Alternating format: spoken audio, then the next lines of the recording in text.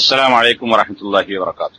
إن الحمد لله نحمده ونستعينه ونستغفره ونعوذ بالله من شرور أنفسنا ومن سيئات أعمالنا من يهده الله فلا مضل له ومن يضلل فلا هادي له وأشهد أن لا إله إلا الله وحده لا شريك له وأشهد أن محمدا عبده ورسوله.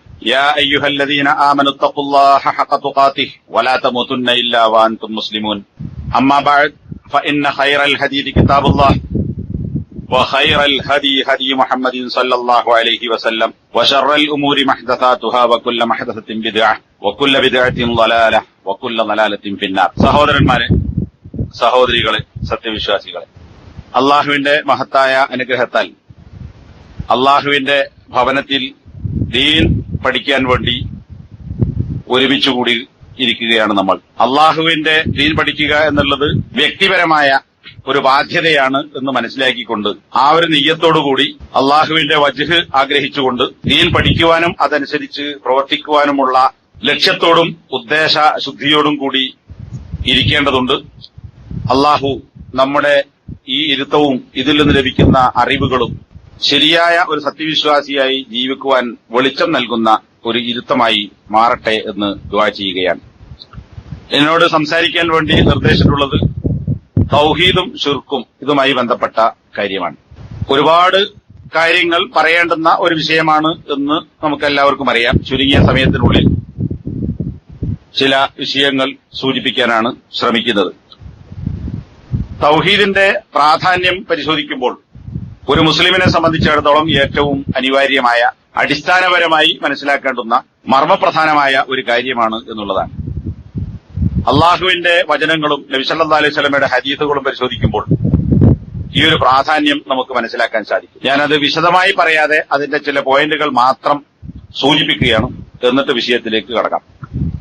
ലോകത്ത് അള്ളാഹു സുബ്ഹാനഹു വ തആല നിയോഗിച്ചിട്ടുള്ള എല്ലാ പ്രവാചകന്മാരും ഇവിടെ വന്നിട്ടുള്ളത് അള്ളാഹു ഉണ്ട് എന്ന് പഠിപ്പിക്കാനല്ല. അത് ആ കൂട്ടത്തിൽ പറഞ്ഞിട്ടുണ്ട് എന്നത് ശരിയാണ്. അള്ളാഹുവിനെ മാത്രമേ ആരാധിക്കാൻ പാടുള്ളൂ എന്ന് പഠിപ്പിക്കാനാണ് എല്ലാ പ്രവാചകന്മാരെയും അള്ളാഹു സുബ്ഹാനഹു വ തആല നിയോഗിച്ചത്. വിശുദ്ധ ഖുർആൻ സൂറത്തുൽ അംബിയായിലെ 25-ാമത്തെ വചനത്തിൽ നിനക്ക് മുമ്പ് ഉള്ള ഒരു പ്രവാചകനെയും നാം അയച്ചിട്ടില്ല എന്നാൽ എല്ലാ റസൂലുമാരും പെട്ടു. എന്തിനല്ലാതെ ഇല്ലാ നൂഹി ഇലൈഹി അന്നഹു ലാ ഇലാഹ ഇല്ലാ അന ഫഅബ്ദൂൻ, ആരാധനക്കർഹനായി അള്ളാഹു അല്ലാതെ മറ്റാരുമില്ലെന്നും എന്നെ നിങ്ങൾ ആരാധിക്കണം എന്നും പറയാനല്ലാതെ ഒരു നബിയെയും അയച്ചിട്ടില്ല. അപ്പൊ ലാ ഇലാഹ ഇല്ലല്ലാ, അതിനോട് ലാ ഇലാഹ ഇല്ലാ അന, ഇല്ലല്ലാ എന്നതിന് പകരം ഇല്ലാ അന. കാരണം അള്ളാഹല്ലേ പറഞ്ഞത്, ഞാനല്ലാതെ വേറെ ഒരു ഇലാഹില്ല, ആരാധനക്കർഹനായി മറ്റാരുമില്ല. ഈ കാര്യം പഠിപ്പിക്കാനാണ് അള്ളാഹു എല്ലാ പ്രവാചകന്മാരെയും നിയോഗിച്ചത്. അള്ളാഹു ഉണ്ട് എന്ന് പഠിപ്പിക്കാൻ ഒരു പ്രവാചകനെ നിയോഗിക്കേണ്ട ആവശ്യം ഉണ്ടായിട്ടില്ല.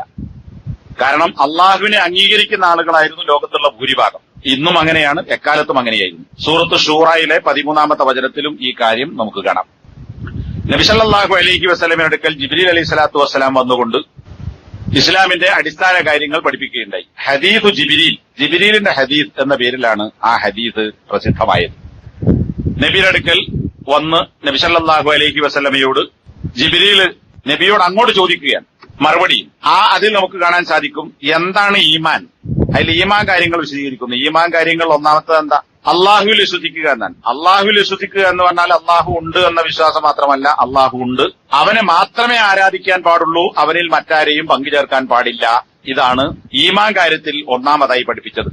രണ്ടാമത് ചോദ്യം എന്താണ് ഇസ്ലാം എന്നാണ്. ഇസ്ലാം എന്ന് പറഞ്ഞാൽ ഇസ്ലാം കാര്യങ്ങളാണ്, അർക്കാനുൽ ഇസ്ലാം. അതിൽ ഒന്നാമത്തെ കാര്യം എന്താ? അഷ്ഹദു അല്ലാ ഇലാഹ ഇല്ലല്ലാഹ്, അല്ലെങ്കിൽ ഷഹാദത്തു അല്ലാ ഇലാഹ ഇല്ലല്ലാഹ്, ആരാധനക്കർഹൻ അല്ലാഹു അല്ലാതെ മറ്റാരുമില്ലെന്ന് സാക്ഷ്യം വഹിക്കുക എന്നാണ്. ഈമാൻ കാര്യങ്ങളുടെ ഒന്നാമത്തേതും ഇസ്ലാം കാര്യങ്ങളുടെ ഒന്നാമത്തേതും ലാ ഇലാഹ ഇല്ലല്ലാഹ് എന്ന് പറയുന്ന തൗഹീദാണ്. ഒരാൾ മുസ്ലിം ആകുമ്പോൾ അയാളിൽ ഒന്നാമതായി അനിവാര്യമായി തീരുന്ന കാര്യം അത് ലാ ഇലാഹ ഇല്ലല്ലാഹയാണ്. അതിനുള്ള തെളിവെന്താ? നബി സല്ലല്ലാഹു അലൈഹി വസല്ലമ മുആദ് ബിൻ ജബൽ റളിയല്ലാഹു അൻഹുവിനെ യമനിലേക്ക് അയച്ചു. എന്താണ് അവിടെ പോയി പറയേണ്ടത് എന്ന് പറയുന്ന കൂട്ടത്തിൽ ഒരു റിപ്പോർട്ടിൽ ഇമാം ബുഖാരി റഹിമഹുല്ലയുടെ ഹദീസിൽ നമുക്ക് കാണാം, ഫൽയകുൻ അവ്വല മാ തദ്ഊഹും ഇലാ അൻ യുവഹിദുല്ലാഹ്, അല്ലാഹുവിനെ ഏകനാക്കുക. ആ വഹദ യുവഹിദു തൗഹീദ്, നമ്മളെ വിഷയതാണ് തൗഹീദ്. ഇവിടെ ഉപയോഗിച്ച വാക്കോ അതന്നെ, അതിന്റെ ഫേലാണ് ഉപയോഗിച്ചത്, ക്രിയൻ. അൻ യുവഹിദുല്ലാഹ, യമനിൽ ഈ ചെന്നാൽ അവരോട് പറയേണ്ടത് അവർ അള്ളാഹുവിനെ ഏകരാക്കണം എന്ന കാര്യത്തിലേക്ക് അവരെ നീ ആദ്യമായി ക്ഷണിക്കണം.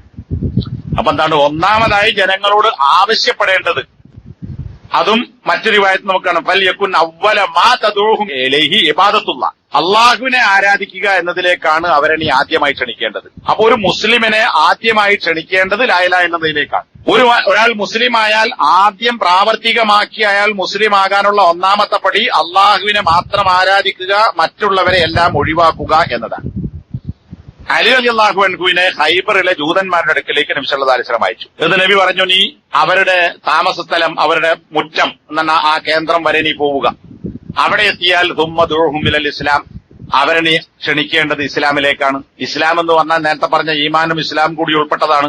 അതിൽ ഒന്നാമത്തെ കാര്യം എന്താ? തൗഹീദാണ്. ഇസ്ലാം കാര്യത്തിൽ ഒന്നാമത്തെ കാര്യം എന്താ? അത് അള്ളാഹുവിനെ മാത്രം ആരാധിക്കുമെന്ന് ഞാൻ സാക്ഷ്യം വഹിക്കുന്നു എന്നതാണ്. അപ്പൊ ഇതാണ് നീ അവിടെ ആദ്യം പോയി പറയേണ്ടത് എന്ന് അലി റളിയല്ലാഹു അൻഹുവിനോട് നബി സല്ലല്ലാഹു അലൈഹി വസല്ലം പറഞ്ഞതായി കാണാം.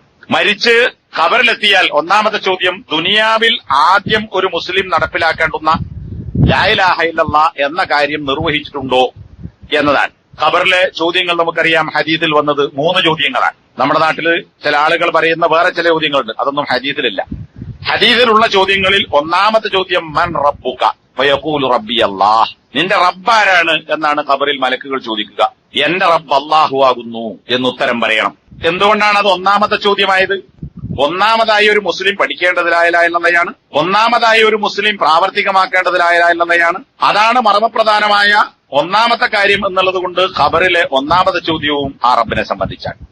ഇനി ഈമാൻ കാര്യങ്ങൾ ഒന്ന് മാത്രമല്ലല്ലോ, കുറെ കാര്യങ്ങളുണ്ട്. 70 ചില്ലാനും ശാഖകളുണ്ട് എന്ന് പറയുന്ന ഹദീസുകൾ കാണാം. അതെല്ലാം ഈമാനിന്റെ ഭാഗമായി ഉണ്ടാകേണ്ടതാണ്. എന്നാൽ ഈമാൻ കാര്യങ്ങളിൽ ഒന്നാമത്തെ പടിയിലുള്ളത് എന്താ? ഹദീസുകളിൽ അഫ്ളലുഹ, അർഫഉഹ, അഅലാഹ 3 റിവായത്തുകളും നമുക്ക് കാണാം. ഏറ്റവും ശ്രേഷ്ഠമായത്, ഈമാൻ കാര്യങ്ങളിൽ ഏറ്റവും ഉത്തമമായത്, ഈമാൻ കാര്യങ്ങളിൽ ഏറ്റവും ഉന്നതമായത്, മേലെയുള്ളത്, ഈ 3 പ്രയോഗങ്ങളും ലാ ഇലാഹ ഇല്ലല്ലാഹയെ സംബന്ധിച്ച് പറഞ്ഞിട്ടുണ്ട്. അപ്പൊ ഏറ്റവും മർമ്മപ്രധാനമായ, ശ്രേഷ്ഠമായ, ഉന്നതമായ കാര്യം അതാണ്. നേരത്തെ പറഞ്ഞ ജിബ്രീൽ ഹദീദ് എന്ന് പറയുന്ന ഹദീദിൽ 3 പ്രയോഗം കാണാം. ഒന്ന് ഈമാൻ, പിന്നെ ഇസ്ലാം, പിന്നെ മൂന്നാമത് ചോദ്യം ഇഹ്സാൻ. എന്താണ് ഇഹ്സാൻ? അപ്പൊ അതിൽ നിന്ന് ഉള്ള ഇസ്മുകൾ സ്വീകരിച്ചാൽ മുസ്ലിം, മുഅ്മിൻ, മുഹ്സിൻ, ഇത് 3 ഒന്നാണോ? 3 ഒന്നല്ല. അതിൽ താഴെ പടിയിലുള്ളതാണ് മുസ്ലിം എന്ന് പറയുന്നത്. എന്നാൽ 3 കാറ്റഗറിയാണ്. അതിനേക്കാൾ ഉയർന്നതാണ് മുഅ്മിൻ എന്ന് പറയുന്നത്, രണ്ടും കൂടി പറയുമ്പോൾ. പിന്നെ മുഹ്സിൻ എന്ന് പറഞ്ഞാൽ അതിനേക്കാൾ ഉത്തമമായ, ഏറ്റവും ശ്രേഷ്ഠമായ പടിയാണ്. അപ്പൊ ഈ ഏറ്റവും ശ്രേഷ്ഠമായ മുഹ്സിൻ എന്ന പദവിയിലെത്താൻ എന്താണ് ചെയ്യേണ്ടത്? അല്ലെങ്കിൽ ആരാണ് ആ പദവിയിലുള്ളത്? അള്ളാഹുവിനെ നീ കാണുന്നുണ്ട് എന്നതുപോലെ അള്ളാഹുവിനെ നീ ആരാധിക്കുക. അള്ളാഹിനെ കാണുന്നുണ്ടോ? ഇല്ല. കാണാൻ കഴിയോ? ഇല്ല. ദുനിയാവ് കഴിയില്ല. പിന്നെ അവിടെ പറ്റും? സ്വർഗലോകത്ത് സ്വർഗവാസികൾക്ക് അള്ളാഹുവിനെ കാണാൻ പറ്റും. അതാണ് സ്വർഗത്തിലെ ഏറ്റവും വലിയ അനുഭൂതി എന്ന് ഹദീസുകളിലും ആയത്തുകളിലും മനസ്സിലാക്കാൻ പറ്റും. അപ്പൊ അള്ളാഹുവിനെ കാണുന്നില്ലെങ്കിലും അള്ളാഹു നമ്മെ കാണുന്നു. അപ്പൊ അള്ളാഹുവിനെ ഞാനിതാ കാണുന്നുണ്ട് എന്ന നിലക്ക് നമ്മളെ മുമ്പിലില്ലാത്ത ഒരാളോട് സംസാരിക്കുന്നതും മുമ്പിൽ കാണുന്ന ഒരാളോട് സംസാരിക്കുന്നതും 2 രീതിയിലാവും. അതുകൊണ്ട് തന്നെ അള്ളാഹുവിനെ കാണുന്നില്ലെങ്കിലും എന്റെ മുമ്പിൽ ഞാൻ അള്ളാഹുവിനെ കാണുന്നുണ്ട് എന്നതുപോലെ അള്ളാഹുവിനെ ആരാധിക്കുക എന്നതാണ് ഇഹ്സാൻ. അതാണ് ഏറ്റവും ഉയർന്ന പദവി എന്ന് നബി സല്ലല്ലാഹു അലൈഹി വസല്ലമ നേരത്തെ പറഞ്ഞ ജിബ്രീലിന്റെ ഹദീസിലുള്ള 3ാമത്തെ ചോദ്യവും ഉത്തരവുമാണ്. അപ്പൊ ആ ഒരു പദവിയിലേക്ക് നമ്മൾ എത്തുക. അള്ളാഹുവിനെ കാണുന്നുണ്ടെന്ന നിലക്ക് നേരെ മുന്നിൽ അള്ളാഹു എന്നെ ഇതാ നോക്കിക്കൊണ്ടിരിക്കുന്നു, ഞാൻ അള്ളാഹുവിനെ കണ്ടുകൊണ്ടിരിക്കുന്നു എന്ന ഒരവസ്ഥയിൽ എത്രത്തോളം മനുഷ്യന്റെ മനസ്സ് ഇഖ്ലാസുള്ളതായി മാറുമോ ആ ഒരു നിലക്ക് അള്ളാഹുവിനെ ആരാധിക്കുക, വേറെ ആരെയും ആരാധിക്കാതിരിക്കുക. അങ്ങനെയാണെങ്കിൽ അവൻ മുഹ്സിനായി മാറും. എല്ലാ പ്രവാചകന്മാരും പറഞ്ഞത് ലാ ഇലാഹ ഇല്ലല്ലാഹയാണ് എന്ന് പറഞ്ഞു. എന്ന് പറഞ്ഞാൽ പ്രവാചകന്മാരെല്ലാവരും ലാ ഇലാഹ ഇല്ലല്ലാഹ് അല്ലാത്ത മറ്റൊന്നും പറഞ്ഞിട്ടില്ല എന്നതിനർത്ഥമില്ല. എന്നാൽ എല്ലാ പ്രവാചകന്മാരും പറഞ്ഞിട്ടുള്ളതിൽ ഏറ്റവും ശ്രേഷ്ഠമായ വാക്യം എന്താണ്? അത് ലാ ഇലാഹ ഇല്ലല്ലാഹു വഹ്ദഹു ലാ ശരീക ലഹ് എന്നതാണ് എന്നും നബി സല്ലല്ലാഹു അലൈഹി വസല്ലമ തന്നെ പറഞ്ഞതായി നമുക്ക് കാണാം. പ്രവാചകന്മാർ നൽകിയ വസിയത്തുകളുണ്ട്. ആ വസിയത്ത് എന്ന് പറഞ്ഞാൽ തന്നെ അതിന്റെ അർത്ഥം എന്താ? നമ്മൾ സാധാരണ വസിയത്ത് എന്നാൽ മരിക്കുമ്പോൾ സ്വത്തിനെ പറ്റി ഉപദേശിപ്പിക്കുന്നത് മാത്രമല്ല, ഗൗരവപ്പെട്ട ഒരു വിഷയത്തെ സംബന്ധിച്ച് ഉപദേശിക്കുന്നതിനാണ് വസിയത്ത് എന്ന് പറയുന്നത്. സാധാരണ ഒരു വിഷയമല്ല, ഗൗരവമേറിയൊരു വിഷയം. അപ്പൊ സ്വാഭാവികമായും ഒരാൾ മരിക്കുന്നതിന് മുമ്പ് ശേഷം ചെയ്യേണ്ടുന്ന കാര്യങ്ങളെക്കുറിച്ച്, സ്വത്തുമായി ബന്ധപ്പെട്ട കാര്യങ്ങളൊക്കെ വഖഫ് ചെയ്യേണ്ടതുണ്ടോ അല്ലെങ്കിൽ വേറെ ധർമ്മങ്ങൾ, ഇതൊക്കെ പറയും. അതൊരു പ്രധാനപ്പെട്ട വിഷയമാണ്. എന്നാൽ അതിനേക്കാൾ പ്രധാനപ്പെട്ട ഒരു വിഷയമാണ് തൗഹീദ്.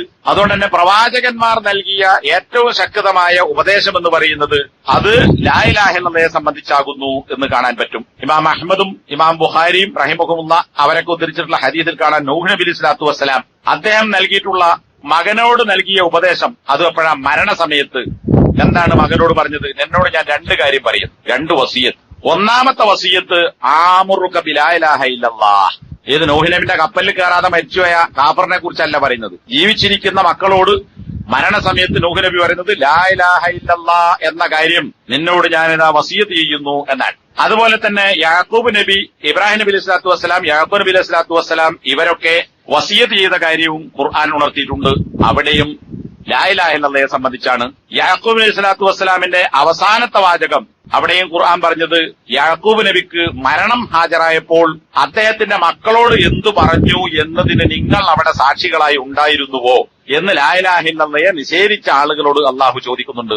നിങ്ങൾ യാക്കൂബിന്റെ ആളുകളാണ് എന്ന് പറയുന്നുവെങ്കിൽ ആ യാക്കൂബ് നബിന്റെ ഉപദേശം എന്താണ് മരിക്കുമ്പോ മക്കളോട്? അതെന്താ? മാ തഅബുദൂന മിൻ ബഅദി, ഞാൻ മരിച്ചാൽ എന്റെ ശേഷം നിങ്ങൾ ആരെയാണ് ആരാധിക്കുക?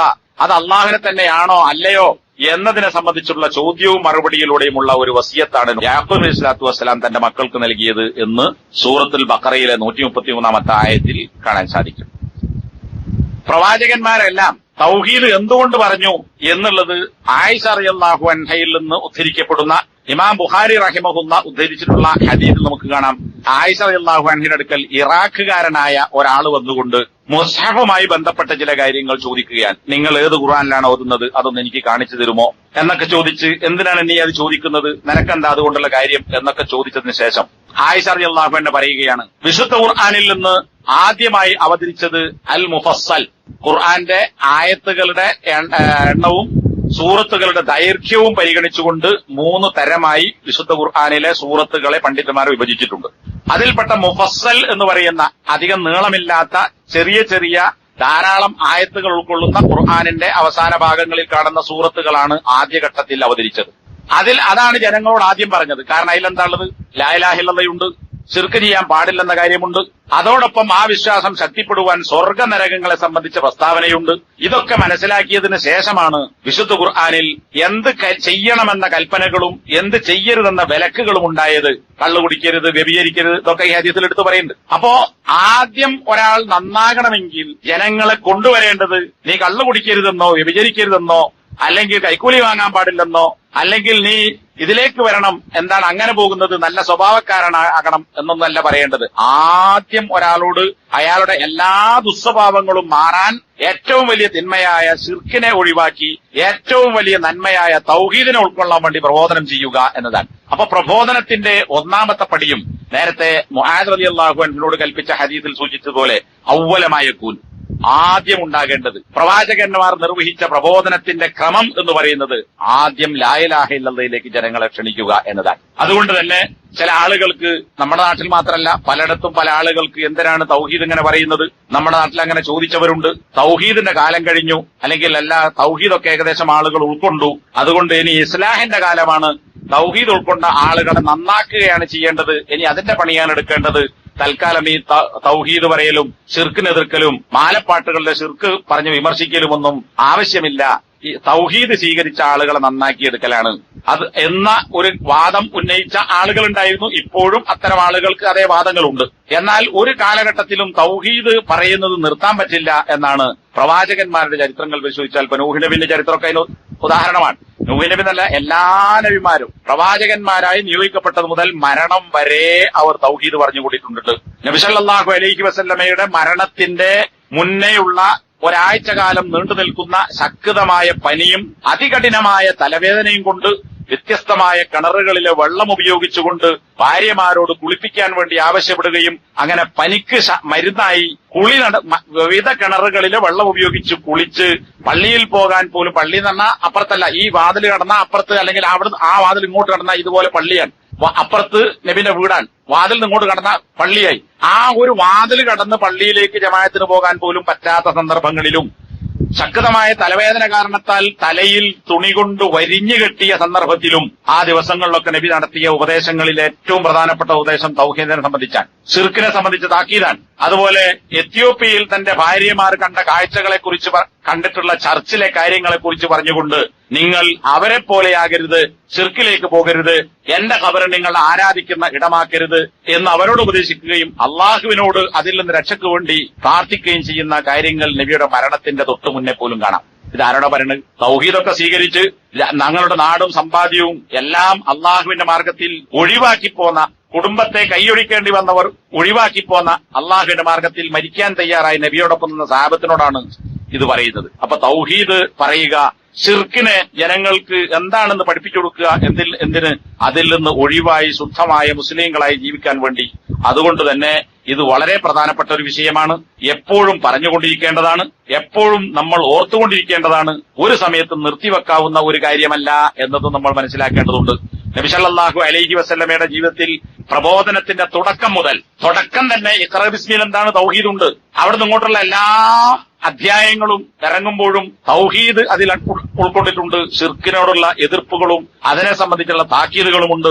നബി സല്ലല്ലാഹു അലൈഹി വസല്ലം മക്കത്ത് രഹസ്യ പ്രബോധനം നടത്തിയപ്പോഴും മക്കയിൽ തന്നെ പരസ്യ പ്രബോധനം ഫസ്തഅ ബിമാ തുഅ്മർ, എന്നോട് കൽപ്പിക്കപ്പെട്ട കാര്യം നീ പരസ്യമായി ജനങ്ങളോട് കൽപ്പിക്കുക, പ്രബോധനം ചെയ്യുക എന്ന് പറഞ്ഞ പരസ്യ പ്രബോധനത്തിലും അതിന്റെ ഒന്നാമത്തെ പടിയിൽ ആ ആയത്തിറങ്ങിയപ്പോ സഫാ കുന്നിന്റെ മുകളിൽ നമ്മൾ സഫാ മർവ സഅയ് നടത്താറുണ്ട്. ആ സഫാ കുന്നിൽ കയറി നബിയുടെ കുടുംബത്തിൽപ്പെട്ട ഖുറൈശികളെയും ഖുറൈശി കുടുംബത്തിൽപ്പെട്ട നബിയുടെ മൂത്താപ്പമാരെയും അമ്മായി സഫിയയെയും അതുപോലെ തന്നെ മക്കളെയും ഒക്കെ വിളിച്ചുകൊണ്ട് അവിടെ വെച്ച് നടത്തിയതും പരസ്യമായ തൗഹീദിന്റെ പ്രബോധനമാണ്.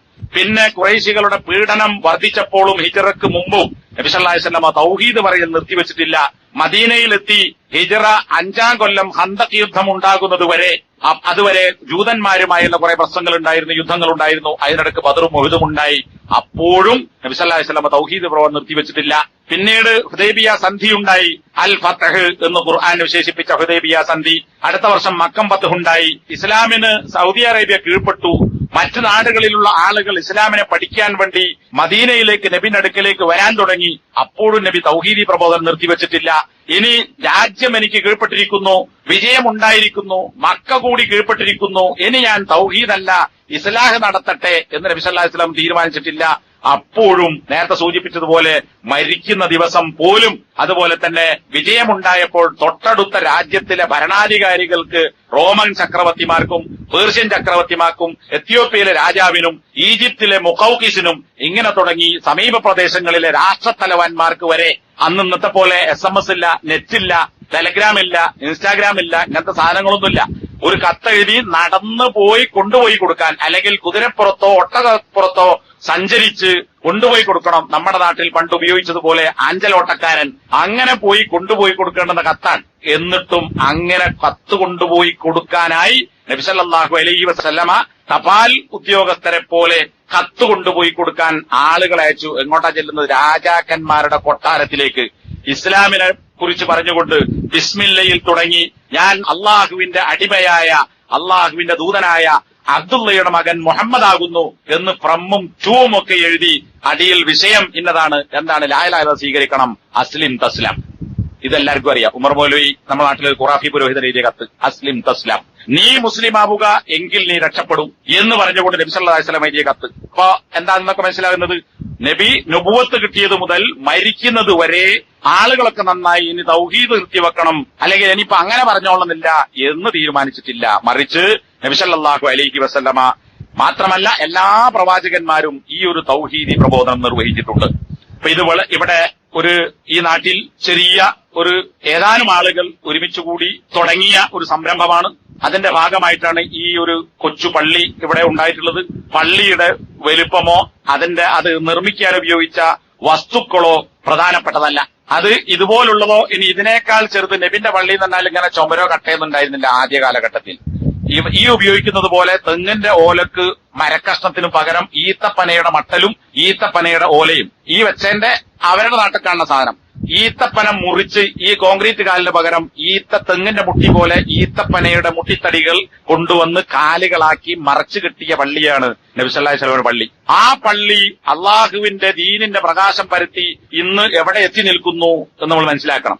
ആ പള്ളിക്ക് തുടക്കം കുറിച്ച പ്രവാചകനും പ്രവാചകന്റെ കൂടെ നിർമ്മാണത്തിൽ പങ്കെടുത്ത സഹാബികളും ആ നാട്ടിലും ആ പള്ളിയിൽ നിന്നും ഉണ്ടാകുന്ന വിശ്വാസ പ്രക്ഷേപണത്തിന്റെയും അതിൽ നിന്നുണ്ടാകുന്ന ഊർജത്തിന്റെയും അതിലുണ്ടാകുന്ന വൈജ്ഞാനികമായ പ്രസരിപ്പിന്റെയും ഒക്കെ പ്രതിഫലം അവർക്ക് ലഭിച്ചുകൊണ്ടിരിക്കുന്നു എന്നത് ഖുർആനിൽ നിന്നും ഹദീസിൽ നിന്നും മനസ്സിലാക്കാവുന്ന കാര്യമാണ്. ആ പണി ആര് ചെയ്താലും. അപ്പൊ ഈ ഒരു നാട്ടിൽ ഇങ്ങനെ ഒരു സംരംഭം തുടങ്ങി ഇതിൽ സ്ഥലം വാങ്ങാൻ ഒരാൾ പൈസ കൊടുത്തു. അതുപോലെ തന്നെ ഇത്രയും സംവിധാനങ്ങളായി ഇവിടെ ഏതാനും ആളുകൾ ഞങ്ങൾ 4 ആളേ ഉള്ളൂ എന്ന് വിചാരിച്ചു നിൽക്കാതെ ഇത്തരം സംരംഭങ്ങളുമായി മുന്നോട്ട് പോകാൻ അള്ളാഹുവിന്റെ തൗഫീഖ് ഉണ്ടെങ്കിൽ ലോകാവസാനത്തിന്റെ മുമ്പ് തൗഹീദ് എത്താത്ത ഒരു മിൻ മദരിൻ വല ഹജർ, മണ്ണും കട്ട കൊണ്ടുണ്ടാക്കിയ വീടോ ഒരു കല്ലുകൊണ്ടുണ്ടാക്കിയ വീടോ ഒന്നും ബാക്കിയാവുകയില്ല. എല്ലാ വീട്ടിലും ഇസ്ലാം എത്തും എന്നത് ലോകാവസാനത്തിന്റെ മുമ്പ് ഇസ്ലാം എത്താത്ത ഒരു കുടിലും വീടും ഉണ്ടാവുകയില്ല എന്നത് നബി സല്ലല്ലാഹു അലൈഹി വസല്ലമയുടെ പ്രവചനമാണ്. അത് ലോകത്ത് നടക്കും. ആ പ്രവർത്തനത്തിൽ ഭാഗവാക്കാകുവാൻ തൗഹീദിന്റെ വെളിച്ചമില്ലാത്ത അതിന് ഇരുട്ട് പകരുന്ന പ്രദേശത്ത് ഇതിന് തുടക്കം കുറിച്ച ആളുകൾക്ക് സാധിക്കും എന്ന് പ്രതീക്ഷിച്ചുകൊണ്ട് അള്ളാഹുവിൽ അർപ്പിച്ചുകൊണ്ട് ഈ ഒരു തൗഹീദി പ്രബോധനത്തിൽ ഇതുകൊണ്ട് അവസാനിപ്പിക്കാതെ ഒരു വയലുകൊണ്ട് നിർത്താതെ ഇതുമായി മുന്നോട്ട് പോകണം. ഈ നാട്ടിലെ ആളുകൾക്ക് അള്ളാഹു അതിന് തൗഫീക്ക് നൽകുമാറാകട്ടെ. ഇതൊരു തുടക്കമായി ഈ പ്രദേശത്തെ മുഴുവൻ വീടുകളിലും തൗഹീദ് എത്തിക്കാനുള്ള കാരണക്കാരായും ആ കാരണക്കാരാകുന്ന ആളുകൾക്ക് ഇത് മുഖേന ആരൊക്കെ ഹിദായത്തിലേക്ക് വന്നേക്കുമോ, വന്നിട്ടില്ലെങ്കിലും നമ്മൾ ചെയ്ത പണിക്ക് അല്ലാത്ത കൂലി കിട്ടും. ഇനി വന്നാൽ എത്ര ആളുകൾ വരുന്നുവോ അത്ര ആളുകൾ തൗഹീദ് ഉൾക്കൊള്ളുന്നത് കൊണ്ട് അവർക്കുണ്ടാകുന്ന പ്രതിഫലം പോലെ ഇതിൽ പങ്കാളികളാകുന്ന ആളുകൾക്കും അവരെപ്പോലെ പ്രതിഫലം കിട്ടും എന്നത് ഖുർആൻ സൂറത്ത് യാസീനിലൊക്കെ ആയത്ത് നമ്മൾ ഓതുന്നതാണ്. ആ ആയത്തിലൂടെയും ഹദീസുകളുടെയും നമുക്ക് മനസ്സിലാക്കാൻ സാധിക്കും. അതുകൊണ്ട് ഇതിന് ഈ സ്ഥലം വാങ്ങാൻ പണം നൽകിയ വ്യക്തി, ഇതിനുവേണ്ടി ശ്രമിച്ചവർ, അവർക്കൊക്കെ അള്ളാഹു പ്രതിഫലം നൽകി അനുഗ്രഹിക്കുമാറാകട്ടെ. ഇതൊരു തുടർ പ്രകാശമായി മുന്നോട്ട് പോകാൻ സാധിക്കുമാറാകട്ടെ. തൗഹീദ് എന്ന് പറയുമ്പോൾ നമ്മൾ മനസ്സിലാക്കിയത് എന്താണ്, അല്ലെങ്കിൽ സാധാരണ ആളുകൾ മനസ്സിലാക്കിയത് തൗഹീദ് എന്ന് പറഞ്ഞാൽ അള്ളണ്ട് എന്ന് മനസ്സിലാക്കലാണ്. ലാ ഇലാഹ ഇല്ലല്ലാഹ് എന്ന് പറഞ്ഞാൽ അള്ളാഹു കഴിവുറ്റവനാണ് എന്ന് മനസ്സിലാക്കണാണ്. അങ്ങനെ അർത്ഥം പറഞ്ഞ ആൾക്കാരുണ്ട്. അള്ളാഹു സൃഷ്ടാവാണ് എന്നതാണ് ലാ ഇലാഹ ഇല്ലല്ലാഹ് എന്ന് വിശദീകരിച്ചവരുണ്ട്. എന്നാൽ അതല്ല, അള്ളാഹുവിനെ മാത്രമേ ആരാധിക്കാൻ പാടുള്ളൂ എന്നും അള്ളാഹു അല്ലാത്ത മറ്റാരെയും ആരാധിക്കാൻ പാടില്ല എന്നും വിശ്വസിക്കലാണ് തൗഹീദ്. അള്ളാഹു ഉണ്ട് എന്ന് വിശ്വസിക്കലോ അള്ളാഹുവിനെ ആരാധിക്കലും മാത്രം വിശ്വാസമാവുകയില്ല എന്നത് അടിസ്ഥാനപരമായി നമ്മൾ മനസ്സിലാക്കേണ്ടതാണ്. ഇത് മനസ്സിലാക്കാത്തതാണ് ഭൂരിപക്ഷം ആളുകളുടെയും കുഴപ്പം. തൗഹീദ് മനസ്സിലാക്കിയ ചില ആളുകൾക്കുള്ള കുഴപ്പവും അതുതന്നെയാണ്. അള്ളാഹു ഉണ്ട്, അള്ളാഹുവിനെ ആരാധിച്ചാൽ മതി, അതുകൊണ്ട് തൗഹീദായി എന്നതാണ്. എന്നാൽ ഖുർആനിലോ ഹദീസിലോ ഒരിടത്ത് പോലും അങ്ങനെ പറഞ്ഞതായി നമുക്ക് കാണാൻ സാധിക്കുകയില്ല.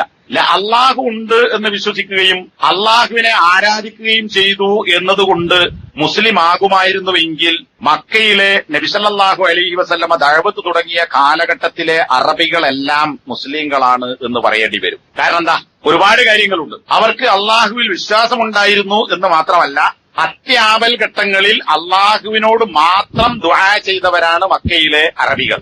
ഇത് ഖുർആനിലെ ഒന്നല്ല ഒന്നിൽ കൂടുതൽ ആയത്തുകളിൽ നമുക്ക് മനസ്സിലാക്കാൻ സാധിക്കും. ആരാണ് ഈ പ്രപഞ്ചത്തെ സൃഷ്ടിച്ചത്, ആരാണ് നിങ്ങളെ സൃഷ്ടിച്ചത്, ആരാണ് കാര്യങ്ങൾ നിയന്ത്രിക്കുന്നത്, ആരാണ് മഴ വർഷിപ്പിക്കുന്നത്, ആരാണ് ഭക്ഷണം നൽകുന്നത്, ഇതൊക്കെ ഖുർആൻ ഉപയോഗിച്ചതാണ്. ഇതൊക്കെ അവരോട് ചോദിച്ചാൽ അതിനൊക്കെ അവരുടെ മറുപടി എന്താ? ലയഖൂലുന്നല്ലാഹ്, അള്ളാഹു ആണ് എന്ന് പറയുന്നല്ല, അള്ളാഹു തന്നെയാണെന്ന് അവർ പറയുക തന്നെ ചെയ്യുന്ന, അതിൽ യാതൊരു സംശയം മക്കയിലെ അറബികൾക്ക് ഉണ്ടായിരുന്നില്ല. അള്ളാഹു മാത്രമേ ഇതൊക്കെ ചെയ്യുന്നുള്ളൂ, ഇതൊന്നും ചെയ്യാൻ ഞങ്ങൾ വിളിച്ചു പ്രാർത്ഥിക്കുന്ന ലാത്ത, ഉസ്സ, മനാത്ത തുടങ്ങിയ ഇനി അതല്ലാത്തതുമായ ഒരു വിഗ്രഹങ്ങൾക്കും ഒരു ഔലിയമാർക്കും സാധിക്കുകയില്ല. ഇതൊക്കെ ചെയ്യാൻ പറ്റിയവൻ അള്ളാഹു മാത്രമേ ഉള്ളൂ എന്ന് പറഞ്ഞാൽ തൗഹീദിന്റെ 3 വശമുണ്ട്. ഒന്ന് റുബൂബിയ്യത്ത്, സൃഷ്ടിക്കുക, സംരക്ഷിക്കുക, പരിപാലിക്കുക. ഇതിൽ ഏതെങ്കിലും ഔലിയമാർക്ക് പങ്കുണ്ടോ, ഏതെങ്കിലും ബീവിമാർക്ക് പങ്കുണ്ടോ? അതൊന്നുമില്ല. അതൊക്കെ അള്ളാഹു തന്നെ. അള്ളാഹുവിനല്ലാതെ അതൊന്നും കഴിയില്ല എന്ന് മക്കയിലെ മുശ്രിക്കുകൾ കൃത്യമായി അംഗീകരിച്ചിരുന്നു. ഇത് ഇന്നും ഇവിടെ ആയത്തോതി വിശദീകരിക്കേണ്ട കാര്യമല്ല. എല്ലാം അതൊക്കെ അവർ അംഗീകരിച്ചതാണ്. പക്ഷേ അവർക്ക് പറ്റിയ പിഴവെന്താ? വമാ യുഅ്മിനു അക്തറുഹും ബില്ലാഹി ഇല്ലാ വഹും മുശ്രികൂൻ എന്ന് ഖുർആനിൽ കാണാം. സൂറത്ത് യൂസുഫിലെ 106-ാമത്തെ വചനം. അവരിൽ അധിക പേരും അള്ളാഹുവിൽ വിശ്വസിക്കുന്നില്ല, അവർ ശിർക്ക് ചെയ്യുന്നവരായിക്കൊണ്ടല്ലാതെ. അപ്പൊ എങ്ങനെ രണ്ടും കൂടി ഉണ്ടാവുക? അവർ അള്ളാഹുവിൽ വിശ്വസിക്കുന്നു, പക്ഷെ ശിർക്ക് ചെയ്തുകൊണ്ടല്ലാതെ. അപ്പൊ ശിർക്കുള്ള ഈമാൻ ഉണ്ടാവോ? ശിർക്കുണ്ടായ പിന്നെ അവിടെ ഈമാൻ ഉണ്ടാവില്ല. ഇന്നിപ്പോ ചില ആൾക്കാർ പറയണതാണ്, ശിർക്കുണ്ടായാലും ഒരു മുസ്ലിങ്ങൾ തന്നെയാണ്, ശിർക്കുള്ളവരെ മുസ്ലിക്ക് എന്ന് പറയാൻ പറ്റൂല, ശിർക്കുള്ളവനും മുസ്ലിമായി പരിഗണിക്കണം എന്ന് വാദിക്കുന്ന ആളുകളുണ്ട്. എന്നാൽ ഈ ആയത്തിനെ വിശദീകരിച്ചുകൊണ്ട് പണ്ഡിതന്മാർ പറയുന്നു, അവർ മുശ്രിക്കുകളായിക്കൊണ്ടല്ലാതെ, മുശ്രിക്ക് എന്ന് പറഞ്ഞാൽ അള്ളാഹുവിൽ പങ്കു ചേർക്കുന്നവരായിക്കൊണ്ടല്ലാതെ അവരിൽ അധിക പേരും അള്ളാഹുവിൽ വിശ്വസിക്കുന്നില്ല എന്ന ആയത്തിന്റെ അർത്ഥം അള്ളാഹുവിൽ അവർ വിശ്വസിച്ചു എന്ന കാര്യം ഏത് വിശ്വാസമാണ്? അള്ളാഹു ഖാലിഖാണ്, അള്ളാഹു റബ്ബാണ്, അള്ളാഹു റാസിഖാണ്, അള്ളാഹു മുദബ്ബിറാണ് എന്നവർ വിശ്വസിച്ചു. സൃഷ്ടിക്കുകയും സംരക്ഷിക്കുകയും പരിപാലിക്കുകയും ചെയ്യുക എന്ന് പറയുന്ന തൗഹീദുർ റുബൂബിയ്യ എന്ന് പറയുന്ന തൗഹീദിന്റെ ഒന്നാമത്തെ വശം അവർ അംഗീകരിച്ചു. ആ അംഗീകരിക്കുന്ന ആളുകൾക്കുണ്ടാകേണ്ടുന്ന രണ്ടാമത്തെ കാര്യമാണ് അള്ളാഹുവിനെ മാത്രമേ ആരാധിക്കാൻ പാടുള്ളൂ എന്നത്. ആ വിഷയത്തിൽ അവർ ശിർക്ക് ചെയ്തു. കണ്ടോ? അപ്പൊ വമാ യുഅ്മിനു അക്തറുഹും ബില്ലാഹ്, അള്ളാഹുവിൽ അവരധിക പേരും വിശ്വസിക്കുന്നില്ല. ആ വിശ്വാസം എന്താ? റുബൂബിയത്ത്. ഇതിൽ ഇവിടെ ആർക്കാ തർക്കമുള്ളത്? ഇവിടുത്തെ ക്രിസ്ത്യാനിക്ക് തർക്കമുണ്ടോ?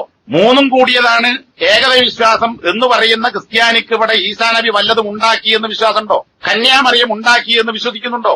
ജിബ്രീൽ പരിശുദ്ധാത്മാവ് എന്ന് പറയുന്ന അർറൂഹുൽ അമീൻ വിശ്വസ്താത്മാവ് എന്ന് ഖുർആൻ വിശേഷിപ്പിച്ച ജിബ്രീൽ ഇവിടെ വല്ലതുണ്ടാക്കി വല്ല ഭക്ഷണവും തരുന്നു, മഴ പെയ്യിപ്പിക്കുന്നു, കാറ്റ് പെയ്യിപ്പിക്കുന്നു വിശ്വസിക്കുന്നുണ്ടോ? ഇല്ല. ക്രിസ്ത്യാനിയുടെ വിശ്വാസവും പിതാവാണ് ചെയ്യുന്നത്. അപ്പെന്താ? ഈ പിതാവ് ചെയ്യുന്നു, അല്ലാതെ പിതാവ് എന്ന് പറഞ്ഞാൽ അള്ളാഹ്. പിതാവ് എന്ന് പേര് പറയുന്ന പിതാവിന് അറബി തൗറാത്തിന്റെ ബൈബിളിന്റെ അറബി കോപ്പി എടുത്ത് പരിശോധിച്ച് നോക്കിയാൽ അതിൽ കാണാം എന്റെ അടുത്തിന്റെ അറബി കോപ്പി. അതിലെന്താ പറഞ്ഞത്? പിതാവിന്റെ സ്ഥാനത്ത് എന്താ? അബ് എന്നല്ല, ബാപ്പാന്നല്ല, പിതാവ് എന്നല്ല, അള്ളാന്നാ കൊടുത്തത്. അള്ളാഹു പിതാവിന്റെ സ്ഥാനത്ത് അള്ളാഹു, പുത്രൻ, പരിശുദ്ധാത്മാവ്. അള്ളാഹു ആണ് റുബൂബിയത്തിന് അർഹൻ. സൃഷ്ടിക്കുന്നത് അവനാണ്, സംരക്ഷിക്കുന്നത് അവനാണ്, പരിപാലിക്കുന്നത് അവനാണ് എന്ന് പിന്നെ ക്രിസ്ത്യാനികൾ വിശ്വസിക്കുന്നു. ഇവിടുത്തെ ഹിന്ദുക്കൾക്ക് ഇവിടെ അങ്ങനെ ഇതൊക്കെ ചെയ്തിരുന്ന ആരാന്ന് വെച്ചാൽ പരബ്രഹ്മം എന്ന് പറയും. സാധാരണ ഒരു കിതാബും ഒരു വേദവും ഓതിയിട്ടില്ലാത്ത, സാധാരണ ഒരു കൃഷിപ്പണി എടുത്ത് നടക്കുന്ന, ചിലപ്പോ സ്കൂൾ വരെ പോയിട്ടില്ലാത്ത ഹിന്ദു തൊഴിലാളികളായ ദരിദ്രവർഗത്തിലും കീഴ്ജാതിക്കാരിൽപ്പെട്ട പെണ്ണുങ്ങളോട് ചോദിക്കേണ്ട, അവർ തന്നെ പറയും മേലെ ഒരുത്തനുണ്ട്. ഈ അമ്പലത്തിൽ കാണുന്ന വിഗ്രഹമല്ല, മേലെ ഒരുത്തനുണ്ട്. അപ്പൊ അവർക്ക് ആരാണ്? ഇവിടെ സൃഷ്ടിക്കാനും സംരക്ഷിക്കാനും ഒക്കെ ഒരു പരബ്രഹ്മമുണ്ട് എന്നവർ വിശ്വസിക്കുന്നു. ഇതുകൊണ്ടാണ് പണ്ട് ഞാൻ പല പ്രസംഗത്തിലും പറഞ്ഞിട്ടുണ്ട്, പണ്ട് LK അദ്വാനി, അദ്ദേഹം BJPന്റെ വലിയ നേതാവായിരുന്നല്ലോ, ഡൽഹിയിലെ രാംലീല മൈതാനിയിൽ ഒരു പ്രസംഗം നടത്തിയപ്പെട്ട പേപ്പറിലൊക്കെ വന്നാണ് കുറെ കൊല്ലങ്ങൾക്ക് മുമ്പ്. എന്റെ അടുത്തോ അതിന്റെ പേപ്പർ കട്ടിങ് ഉണ്ട്. ആ പ്രസംഗത്തിന് അദ്ദേഹം പറഞ്ഞത് മുസ്ലിങ്ങളോടുള്ള ഒരു ഉപദേശം, ഞങ്ങളെ നിങ്ങൾ മുശ്രിക്കുകൾ എന്ന് വിളിക്കാൻ പാടില്ല, ഞങ്ങൾ ബഹുദൈവ വിശ്വാസികളല്ല എന്നാണ്. അപ്പൊ ബഹുദൈവ വിശ്വാസം തന്നെ ഹിന്ദു അംഗീകരിക്കുന്നുണ്ടോ? ഇല്ല, ദൈവം ഒന്നേ ഉള്ളൂ, മറ്റതൊക്കെ അതിന്റെ ഇടയാളന്മാർ.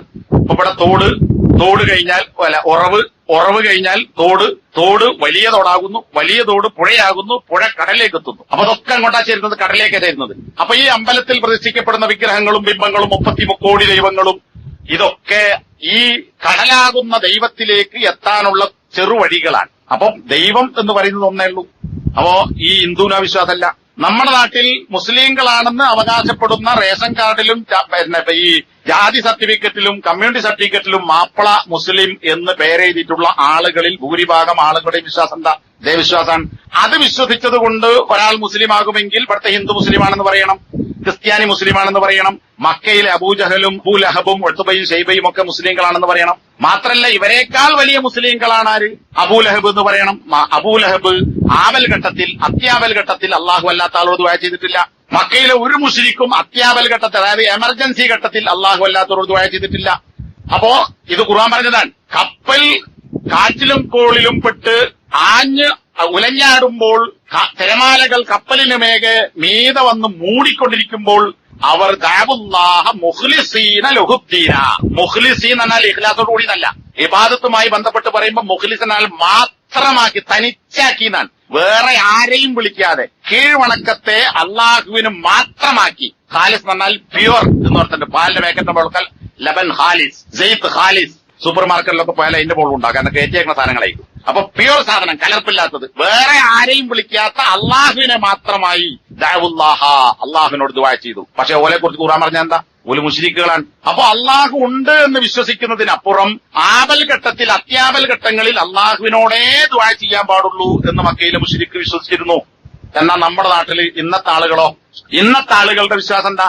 അത്യാപൽ ഘട്ടത്തിൽ അള്ളാഹുവിനോടല്ല ഔലിയാക്കളോടാണ് ദുആ ചെയ്യേണ്ടത്, അല്ലേ? പെയ്തിമാലന്റെ വ്യാഖ്യാനത്തിൽ അതിന്റെ 410 മറ്റോ പേജിൽ എഴുതി വെച്ചിട്ട് അതിന്റെ നമ്മളെ നാടിനടുത്തുള്ള ചങ്ങായിയാണ് അതിന്റെ വ്യാഖ്യാനം എഴുതിയത്, മുക്കത്തേരൻ. അയാൾ എഴുതിയ ഷർഹിൽ കൊടുത്തത് എന്താ അറിയോ?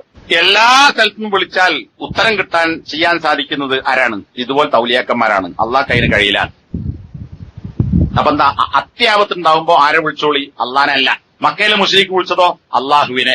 ഇന്ന് മുസ്ലിം എന്ന് പറയുന്ന മുസ്ലിം മോപ്പിള എന്ന് എഴുതി വെച്ച സർട്ടിഫിക്കറ്റ് ഉള്ളവൻ പറയുന്നത് അത്യാപത്തുണ്ടാവുമ്പോ അള്ളാഹു അല്ലാത്തവരോട് അബ്ദുൽ ഖാദർ ജീലാനിയെ വിളിക്കാൻ. അപ്പൊ അതെങ്ങനെ തൗഹീദാവുന്നത്? അതുപോലെ വേറെ ഒരു അമീദ് ബൈസി അമ്പലക്കടവ് എന്ന് പറയുന്ന സമസ്ത വിഭാഗത്തിൽപ്പെട്ട ഒരു പണ്ഡിതൻ, അതിന്റെ യുവജന വിഭാഗത്തിന്റെ നേതാവാണ്. അദ്ദേഹം ഒരിക്കൽ ഉദാഹരിച്ചതൊക്കെ യൂട്യൂബിൽ നെറ്റിൽ അടിച്ചു നോക്കിയാൽ കിട്ടും. അള്ളാഹു എന്ന് പറയുന്നത് KSRTC ബസ് പോലെയും അള്ളാഹുവിന്റെ ഔലിയാക്കൾ എന്ന് പറയുന്നത് ബെൻസ് കാർ പോലെയുമാണ്. അയാൾ പറഞ്ഞ ഉദാഹരണം എന്ന് പറഞ്ഞാൽ KSRTC ബസ് കയറിയാൽ എന്താ? പണ്ടൊക്കെ പറയില്ല, ഇപ്പോഴത്തെ KSRTC അല്ലട്ടോ, പണ്ടത്തെ KSRTC. അന്നത്തെ KSRTC ആനവണ്ടി എന്ന് വിളിക്കപ്പെടുന്ന കാലഘട്ടത്തിലെ കഴുകാത്ത, വൃത്തിയില്ലാത്ത, മണ്ണിൽ കുളിച്ച KSRTC ബസിന്റെ കാലം. ഇന്നിപ്പോ ഞങ്ങൾ വരുമ്പോഴും ചർച്ച ചെയ്തിട്ടുള്ളൂ. KSRTC റീഫണ്ട് ചെയ്യുമോ? അടുത്ത ബസ് അപ്പോഴേ തന്നെ അപ്പോഴേ കയറ്റി വിടുള്ളൂ. അവരാണ് കുത്തിരിക്കുക. അടുത്തൊരു KSRTC തന്നെ, വേറെ പ്രൈവറ്റ് ബസ് എന്നാൽ പോരാ. ആ ഒരു കാലഘട്ടത്തിലെ KSRTCയിൽ പോയാൽ എത്തി, പഞ്ചറായാൽ അവിടെ കിടക്കും. പിന്നെ അവിടുന്ന് അടുത്ത വർക്ക്ഷോപ്പ് നാള് വരൂല. ഡിപ്പോന്ന് മെക്കാനിക് വന്നിട്ടേ വണ്ടി എന്നാക്കുള്ളൂ. ആ കാലഘട്ടത്തിൽ KSRTC പോയതിന്റെ കാര്യം വളരെ കുടുങ്ങി തന്നെ. അതുപോലെയാണ് അള്ളാഹുവിനോട് ചോദിച്ചാൽ ഉത്തരം കിട്ടിയാ കിട്ടി, ഉറപ്പൊന്നുമില്ല. എന്നാൽ ബെൻസ് കാറിൽ പോകുന്ന ഒരാൾ KSRTC ബസ്സിൽ പോകുന്നതിനേക്കാൾ വേഗത്തിലെത്തുകയും എത്തിയാൽ കുടുങ്ങിയാൽ തന്നെ എന്തെങ്കിലും ആക്കിയിട്ട് നന്നാക്കിയിട്ട് രക്ഷപ്പെടും എന്നൊരു ഉറപ്പുണ്ട്. അപ്പൊ ബെൻസ് കാറാണ് അള്ളാഹിന്റെ ഔലിയാക്കന്മാർ. നോക്കണം, അള്ളാഹുവിനെ എത്ര തരം താഴ്ത്തിയിട്ടാണ് പറഞ്ഞിട്ടുള്ളത്. ഇതൊന്നും കളവല്ല, യൂട്യൂബിൽ നിലനിൽക്കുന്ന കാര്യമാണ്. പറഞ്ഞ ആളിപ്പോ ജീവിച്ചിരിപ്പുണ്ട്. അദ്ദേഹം അതിന്റെ യുവജന വിഭാഗത്തിന്റെ നേതാവാണ്. വഹാബികളോട് അങ്ങേയറ്റത്തെ വെറുപ്പ് അതിന്റെ ഉള്ളിൽ നിന്നുകൊണ്ട് പുറത്തു നിന്നും പ്രകടിപ്പിക്കുന്ന ഒരു ആള് കൂടിയാണ്. അപ്പോ ഇവര് പച്ചക്ക് എഴുതുകയും പറയുകയും ചെയ്യുന്ന കാര്യമാണ്, വിളിച്ചാൽ ഉത്തരം കിട്ടുമെന്ന് ഉറപ്പുള്ളത് ആരാ? ഔലിയാക്കന്മാരാണ്. എന്നാൽ മക്കയിലെ മുശ്രിക്കുകൾ എന്ന് ഖുർആൻ വിശേഷിപ്പിച്ച അറബികളായ ആളുകളുടെ വിശ്വാസം എന്തായിരുന്നു? വിളിച്ചാൽ കടലിൽ മുങ്ങിയാൽ രക്ഷ കിട്ടുക. ആരെ വിളിച്ചാൽ അത് ഈ ലാത്തയുസയൊന്നും വണ്ടി വരൂല, അള്ളാൻ തന്നെ വിളിക്കണം. അതുകൊണ്ടാണ് ഇക്രിമ, നിങ്ങൾ കേട്ടിട്ടുണ്ടാവും, ഇക്രിമ റളിയല്ലാഹു അൻഹു. ഈ ഇക്രിമ മുസ്ലിം ആകാനുള്ള കാരണമായി പറയപ്പെടുന്ന രണ്ട് കാര്യങ്ങളിൽ ഒന്ന്, അദ്ദേഹം മക്കം ഫതഹിന് ശേഷം മോമന്റെ നാടായി മാറി നമ്മളെ നാട്. ഇനി ഇവിടെ ജീവിച്ചാൽ പറ്റില്ലാണ്ട് മക്കയിൽ നിന്ന് പോവുകയാണ് അദ്ദേഹം. പോകുന്ന വഴിക്ക് രക്ഷപ്പെടാൻ വേണ്ടി കപ്പലിൽ കയറിയപ്പോ കപ്പൽ കാറ്റിലും കൊള്ളും പെട്ടു. അപ്പൊ കപ്പലിലെ ആളുകളൊക്കെ അള്ളാനെ വിളിക്കുന്നു. അപ്പൊ ഇയാൾ ആലോചിച്ചു, ഈ കടലിന്റെ നടുവിൽ രക്ഷപ്പെടുത്താൻ അള്ളാഹു ഉള്ളെങ്കിൽ അവരെയാണ് ഈ ലാത്തനെയും ഉസ്സയെയും മനാത്തെയും വിളിച്ചു പ്രാർത്ഥിക്കുന്ന, അവിടെ തവാഫ് നടത്തുന്ന, നേർച്ച നടത്തുന്ന, ബലിപീഠങ്ങൾ സ്ഥാപിച്ച, തിരി കത്തിക്കുന്ന, ഭാഗ്യപരീക്ഷണ കോലുകൾ സ്ഥാപിച്ച എന്റെ നാട്ടുകാർ ഇവിടെ വെച്ച് വിളിക്കുന്നത് അള്ളാഹുവിനാണെങ്കിൽ പിന്നെ എന്തിന് ലായലായെന്നെയും അത് പറയുന്ന മുഹമ്മദിനെയും വെറുത്തുകൊണ്ട് ഞാൻ നാട്ടിൽ പോകണം? അങ്ങനെ അദ്ദേഹം തിരിച്ചു വന്നു എന്നാണ്. അങ്ങനെയാണ് അദ്ദേഹം മുസ്ലിമായത് എന്ന് രണ്ട് കാരണങ്ങളിൽ ഒന്നായി വിശദീകരിക്കപ്പെട്ടിട്ടുണ്ട്. അപ്പൊ നോക്കൂ, മക്കയിലെ മുശ്രിക്കുകൾ അത്യാപൽ ഘട്ടങ്ങളിൽ അള്ളാഹുവിനോട് മാത്രം ദുആ ചെയ്യുകയും മറ്റാരെയും വിളിച്ചു പ്രാർത്ഥിക്കാതിരിക്കുകയും ചെയ്ത ഇക്കാലഘട്ടത്തിലെ ശിർക്ക് ചെയ്യുന്ന, എന്നാൽ മുസ്ലിമാണെന്ന് പറയുന്നവരെക്കാൾ നല്ല അള്ളാഹുവിൽ ബോധ്യമുള്ളവരായിരുന്നു. പിന്നെയോ അവർക്കിത് മാത്രമല്ല, എന്താണ്, ആ ആളുകൾ നമസ്കരിച്ചിരുന്നു. ഞാൻ വിശദീകരിക്കുന്നില്ല. നമസ്കാരം ഉണ്ടായിരുന്നു എന്ന് സൂറത്തുൽ അംഫാലിലെ 35-ാമത്തെ ആയത്ത് പറയുന്നുണ്ട്. ഒമാക്കാന സ്വലാത്തുഹും എന്തൽ ബൈത്തി ഇല്ല മുഖാഅം വസ്തിയ. കഅബന്റെ അടുക്കൽ വെച്ച് മക്കയിലെ മുശ്രിക്കുകളായ ആളുകളുടെ നമസ്കാരം കൈകൊട്ടും ചൂളം വിളിയുമല്ലാതെ മറ്റൊന്നുമായിരുന്നില്ല. അപ്പൊ ഒരു തരത്തിലുള്ള നമസ്കാരം അവർ നിർവഹിച്ചിരുന്നു. ദാനധർമ്മങ്ങൾ അവർ കൊടുക്കാറുണ്ടായിരുന്നു. നേർച്ച അവർ നടത്തിയിരുന്നു. ആർക്കാ? ഔലിയാപ്പന്മാർക്കും ജാറത്തിലേക്കും മാത്രമല്ല നേർച്ച. അവരുടെ കാർഷിക വിളവെടുപ്പ് കഴിഞ്ഞാൽ കാരക്ക പൂത്തുകുലച്ച് വിളവെടുത്താൽ, ഗോതമ്പും മറ്റ് മുന്തിരികളുമൊക്കെ വിളവെടുത്താൽ അതിൽ നിന്ന് ഒരു വിഹിതം അള്ളാഹുവിനും മറ്റൊരു വിഹിതം ഔലിയാപ്പാപ്പന്മാർക്കും അവരുടെ പങ്കാളികൾക്കും അവർ നൽകിയിരുന്നു. സൂറത്തുൽ അംഫാലിലെ 136-ാമത്തെ ആയത്ത്. ഇനി ദാനധർമ്മങ്ങൾ, നല്ല ധർമ്മം ചെയ്യുന്ന ആളുകളായിരുന്നു, ധർമ്മിഷ്ഠന്മാരാണ്. കാരണം എന്താ, ഇന്ന് ചൂതാട്ടം, ലോട്ടറി ഉണ്ട്. ലോട്ടറി കിട്ടിയാൽ നമ്മളെ നാട്ടിൽ ഇപ്പോഴത്തെ സ്ഥിതി എന്താ? ലോട്ടറി കിട്ടിയ ആർക്കും കൊടുക്കുവോ? അതിന്റെ ടാക്സ് ഗവൺമെന്റിന് കൊടുക്കും. ബാക്കി പൈസ മുഴുവനായിരുന്ന ആർക്കാണ് ലോട്ടറി അടിച്ച് തോന്നുള്ളതാണ്. എന്നാൽ മക്കയിൽ അന്ന് നിലനിരുന്ന ചൂതാട്ടം, മൈസിർ എന്ന് ഖുർആൻ വിലക്കിയിട്ടുള്ള ചൂതാട്ടത്തിൽ ഭാഗ്യം കിട്ടിയാൽ ഒട്ടകങ്ങളോ മറ്റുമായിരിക്കും അതിൽ. ഇപ്പൊ 100 ഒട്ടകം കിട്ടിയായിരിക്കും, ഏതോ പുറേ കൊണ്ടുപോകല്ല, അത് അറുത്ത് വിതരണം ചെയ്യുന്നതാണ്. ലോട്ടറി അടിച്ചാൽ സദഖയ്യ, നമ്മളെ ഭാഷയിൽ പറഞ്ഞാൽ അത്രക്ക് വലിയ ധർമ്മന്മാരായിരുന്നു. ആളുകളെ സൽക്കരിക്കാൻ ഉഷാറായിരുന്നു. പിന്നെ നോമ്പുണ്ടായിരുന്നു. ഏത് നോമ്പ്? മുഹറം 10ന്റെ നോമ്പ്. അത് ജൂതം നോറ്റിട്ടുണ്ട്. മക്കയിലെ മുശ്രിക്കും മുഹറത്തിന്റെ നോമ്പ് നോറ്റിട്ടുണ്ട്. എന്തിനാ നോമ്പ് വിൽക്കണ്? അള്ളാഹ് വിശ്വാസം ഉണ്ടായിട്ട്. അതുപോലെ തന്നെ ഹജ്ജ് ചെയ്തോ? ഉംറ ചെയ്യുമായിരുന്നു, തർക്കല്ലല്ലോ. ഹജ്ജ് ചെയ്യാറുണ്ടായിരുന്നു. ഹജ്ജ് ചെയ്യുമ്പോ തെൽബിയത്ത് ചെല്ലിയിരുന്നു. ഏത് തെൽബിയത്ത്? നമ്മൾ ചെല്ലുന്ന അതേ തെൽബിയത്ത്. ഒരൊറ്റ വാചകയിൽ പ്രശ്നമുള്ളൂ. അതെന്താ? എനക്ക് ഒരു പങ്കുകാരനുമില്ല, ഒരു പങ്കുകാരനൊഴിച്ച്. ആ പങ്കുകാരനും ഒരു സ്വതന്ത്ര പദവിയുള്ള ക്യാബിനറ്റ് മന്ത്രി പോലെ സ്വന്തം അധികാരമുള്ള ആളല്ല, മറിച്ച് നീ കൊടുത്തത് മാത്രം ഉള്ള കയ്യിലുള്ള സ്വന്തമായി ഒരു അധികാരമില്ലാത്ത ഒരു പങ്കുകാരനാണ്. സ്വന്തം കഴിവില്ല, അങ്ങനെയുള്ള ഒരാള്. ബാക്കിയൊക്കെ നമ്മളെ ചെല്ലുന്ന തൽബിയത്ത് തന്നെ മക്കയിലെ മുശ്രിക്ക് ചെല്ലിൽ. പറഞ്ഞതിന്റെ ചുരുക്കം, അള്ളാഹുവിനോട് മാത്രം അത്യാപൽ ഘട്ടത്തിൽ ദുആ ചെയ്യുക എന്ന കാര്യമുണ്ട്. പരിപാലിക്കുന്നവൻ അള്ളാഹുവാണ്, സൃഷ്ടിക്കുന്നവനാണ് എന്ന് വിശ്വസിക്കുന്നു. നമസ്കാരമുണ്ട്, നോമ്പുണ്ട്, സദക്കയുണ്ട്, ഹജ്ജുണ്ട്, നേർച്ച അള്ളാഹ്ക്ക് കൊടുക്കലുണ്ട്, നല്ല നല്ല സ്വഭാവങ്ങളുണ്ട്. ഇതൊക്കെ അവർക്കുണ്ട്. എന്നിട്ടും അവർക്ക് തൗഹീദില്ല എന്ന് അള്ളാഹു പറഞ്ഞത് എന്തുകൊണ്ടാണ്? അവരെ മുശ്രിക്കുകളായി പ്രഖ്യാപിച്ചത് എന്തുകൊണ്ടാണ്? നബിയെ അവർ ദ്രോഹിച്ചത് എന്തുകൊണ്ടാണ്? ഒരു പരസ്പര യോജിപ്പ് പോയി കൂടായിരുന്നോ? നമ്മൾ പറഞ്ഞ വലിയ വ്യത്യാസമൊന്നുമില്ല. അള്ളണ്ട്, അള്ളാൻ ആരാധിക്കുന്നു, ഇവരും അള്ളാൻ ആരാധിക്കുന്നു. പിന്നെ ഒരു പ്രശ്നം, ചില സമയത്തൊക്കെ അള്ളല്ലാത്തവർ വിളിക്കും. അതും വലിയ കേസൊന്നുമല്ല, ചെറിയ സാധാരണ ജലദോഷം, പനി, പിന്നെ എന്തെങ്കിലും സാധനം കളവ് പോവുക, അങ്ങനത്തെ വിഷയത്തിലൊക്കെ ഉള്ളൂ. അല്ലാത്ത അത്യാവശ്യ ഘട്ടത്തിലൊക്കെ അള്ളാൻ തന്നെ വിളിക്കുന്നത്. അപ്പൊ ഇന്നത്തെ പോലെ ഒരു പൊതു മുസ്ലിങ്ങളായി മക്കയിലെ മുശ്രിക്കുകളെയും കണക്കാക്കിക്കൊണ്ട് നിങ്ങൾ നമ്മളെ ആൾക്കാരുടെ നമുക്ക് ഇവിടെ നല്ലൽക്ക് പോകാം എന്ന് പറഞ്ഞുകൊണ്ട് നബി സല്ലല്ലാഹു അലൈഹി വസല്ലമക്ക് മക്കയിലും മദീനയിലെ ജൂതന്മാരോടും നിങ്ങൾ നിങ്ങളുടെ വേദത്തിൽ വിശ്വസിക്കുന്നവരാണ്, നിങ്ങൾ നിങ്ങളുടെ നബിയിൽ വിശ്വസിക്കുന്നവരാണ്, നിങ്ങൾ അള്ളാഹുവിൽ വിശ്വസിക്കുന്നവരാണ്, അള്ളാഹുവിനോട് ദുആ ചെയ്യുന്നവരാണ്. പിന്നെ ഇടക്കൊക്കെ നിങ്ങൾ ഈസാ നബിനെ വിളിക്കുന്നു. അതുപോലെ തന്നെ ജൂതന്മാരാകട്ടെ അവർ ഉസൈറിനെ വിളിക്കുന്നു. ഇതൊരു കുഴപ്പമേ ഉള്ളൂ. അതുകൊണ്ട് നമുക്ക് ഒരുമിച്ച് പോകാം, ഒരു പൊതുമുസ്ലിമുകളായി കണക്കാക്കി പോകാം എന്നൊരു ധാരണയിൽ എത്തിയില്ല. മറിച്ച് അവരെ മുശ്രിക്കുകൾ ശിർക്ക് ചെയ്യുന്നവരെന്ന് ഖുർആൻ വിശേഷിപ്പിച്ചു. എന്താണ് അത്? ഖുർആൻ പറയുന്നു, അജഅലൽ ആലിഹത ഇലാഹൻ വാഹിദ ഇന്ന ഹാദാ ലശൈഉൻ ഉജാബ്. നബിനോട് മക്കയിലെ മുശ്രിക്കുകൾ പറഞ്ഞത് സൂറത്തു സ്വാദിലെ 5ാമത്തെ വചനത്തിൽ അള്ളാഹു പറയാൻ. മക്കയിലെ മുശ്രിക്കുകൾ നബി സല്ലല്ലാഹു അലൈഹി വസല്ലം അള്ളാഹുവിനെ മാത്രമേ ആരാധിക്കാൻ പാടുള്ളൂ. നബി മറ്റോലോ അള്ളാഹുവിനോട് അത്യാപൽ ഘട്ടത്തിൽ അള്ളാഹുവിനോട് ചോദിക്കാൻ ചെറിയ ചെറിയ കേസിലൊക്കെ മറ്റുള്ള ആൾക്കാരോടും പറയാം. ഇതേപ്പോ വരെ പ്രശ്നമുള്ളൂ. എന്നാൽ അത് തെറ്റാണ്. ഖുർആൻ പറയാൻ എന്താ? അജഅലൽ ആലിഹത ഇലാഹൻ വാഹിദൻ. മക്കയിലെ മുശ്രിക്കുകൾ ചോദിച്ചു, അല്ല മുഹമ്മദ് അവനാക്കിയോ? അവനാരാ? മുഹമ്മദ് ആക്കിയോ? ആരാധ്യന്മാരെയെല്ലാം ഒന്നാക്കിയോ? ദുആ ചെയ്യാൻ ഒരുപാട് ആളുകളെ പറ്റൂല, ഒരുത്തനോടെ പാടുള്ളൂ, അത് അള്ളാനോടെ പാടുള്ളൂ എന്നാണോ മുഹമ്മദ് പറയുന്നത്? ഇന്ന ഹാദാ ലശൈഉൻ ഉജാബ്. അള്ളാഹുവിനോടും പ്രാർത്ഥിക്കാം, ചെറിയ വിഷയങ്ങളിൽ അള്ളാഹു അല്ലാത്തവരോടും ദുആ ചെയ്യാം എന്നത് പാടില്ലെന്നാണോ അവൻ പറയുന്നത്? എങ്കിൽ ലശൈഉൻ ഉജാബ്, അത് അത്യാശ്ചര്യകരമായ ഒരു കാര്യം തന്നെ, നമുക്കത് പറ്റൂല. അവിടെയാണ് പ്രശ്നം. ഇത് ഒഴിവാക്കാമെങ്കിൽ ബദർ ഉണ്ടാകുമായിരുന്നില്ല, ഉഹദ് ഉണ്ടാകുമായിരുന്നില്ല, ഹുനൈൻ ഉണ്ടാകുമായിരുന്നില്ല, തബൂക്ക് ഉണ്ടാകുമായിരുന്നില്ല, ഖന്തഖ് ഉണ്ടാകുമായിരുന്നില്ല.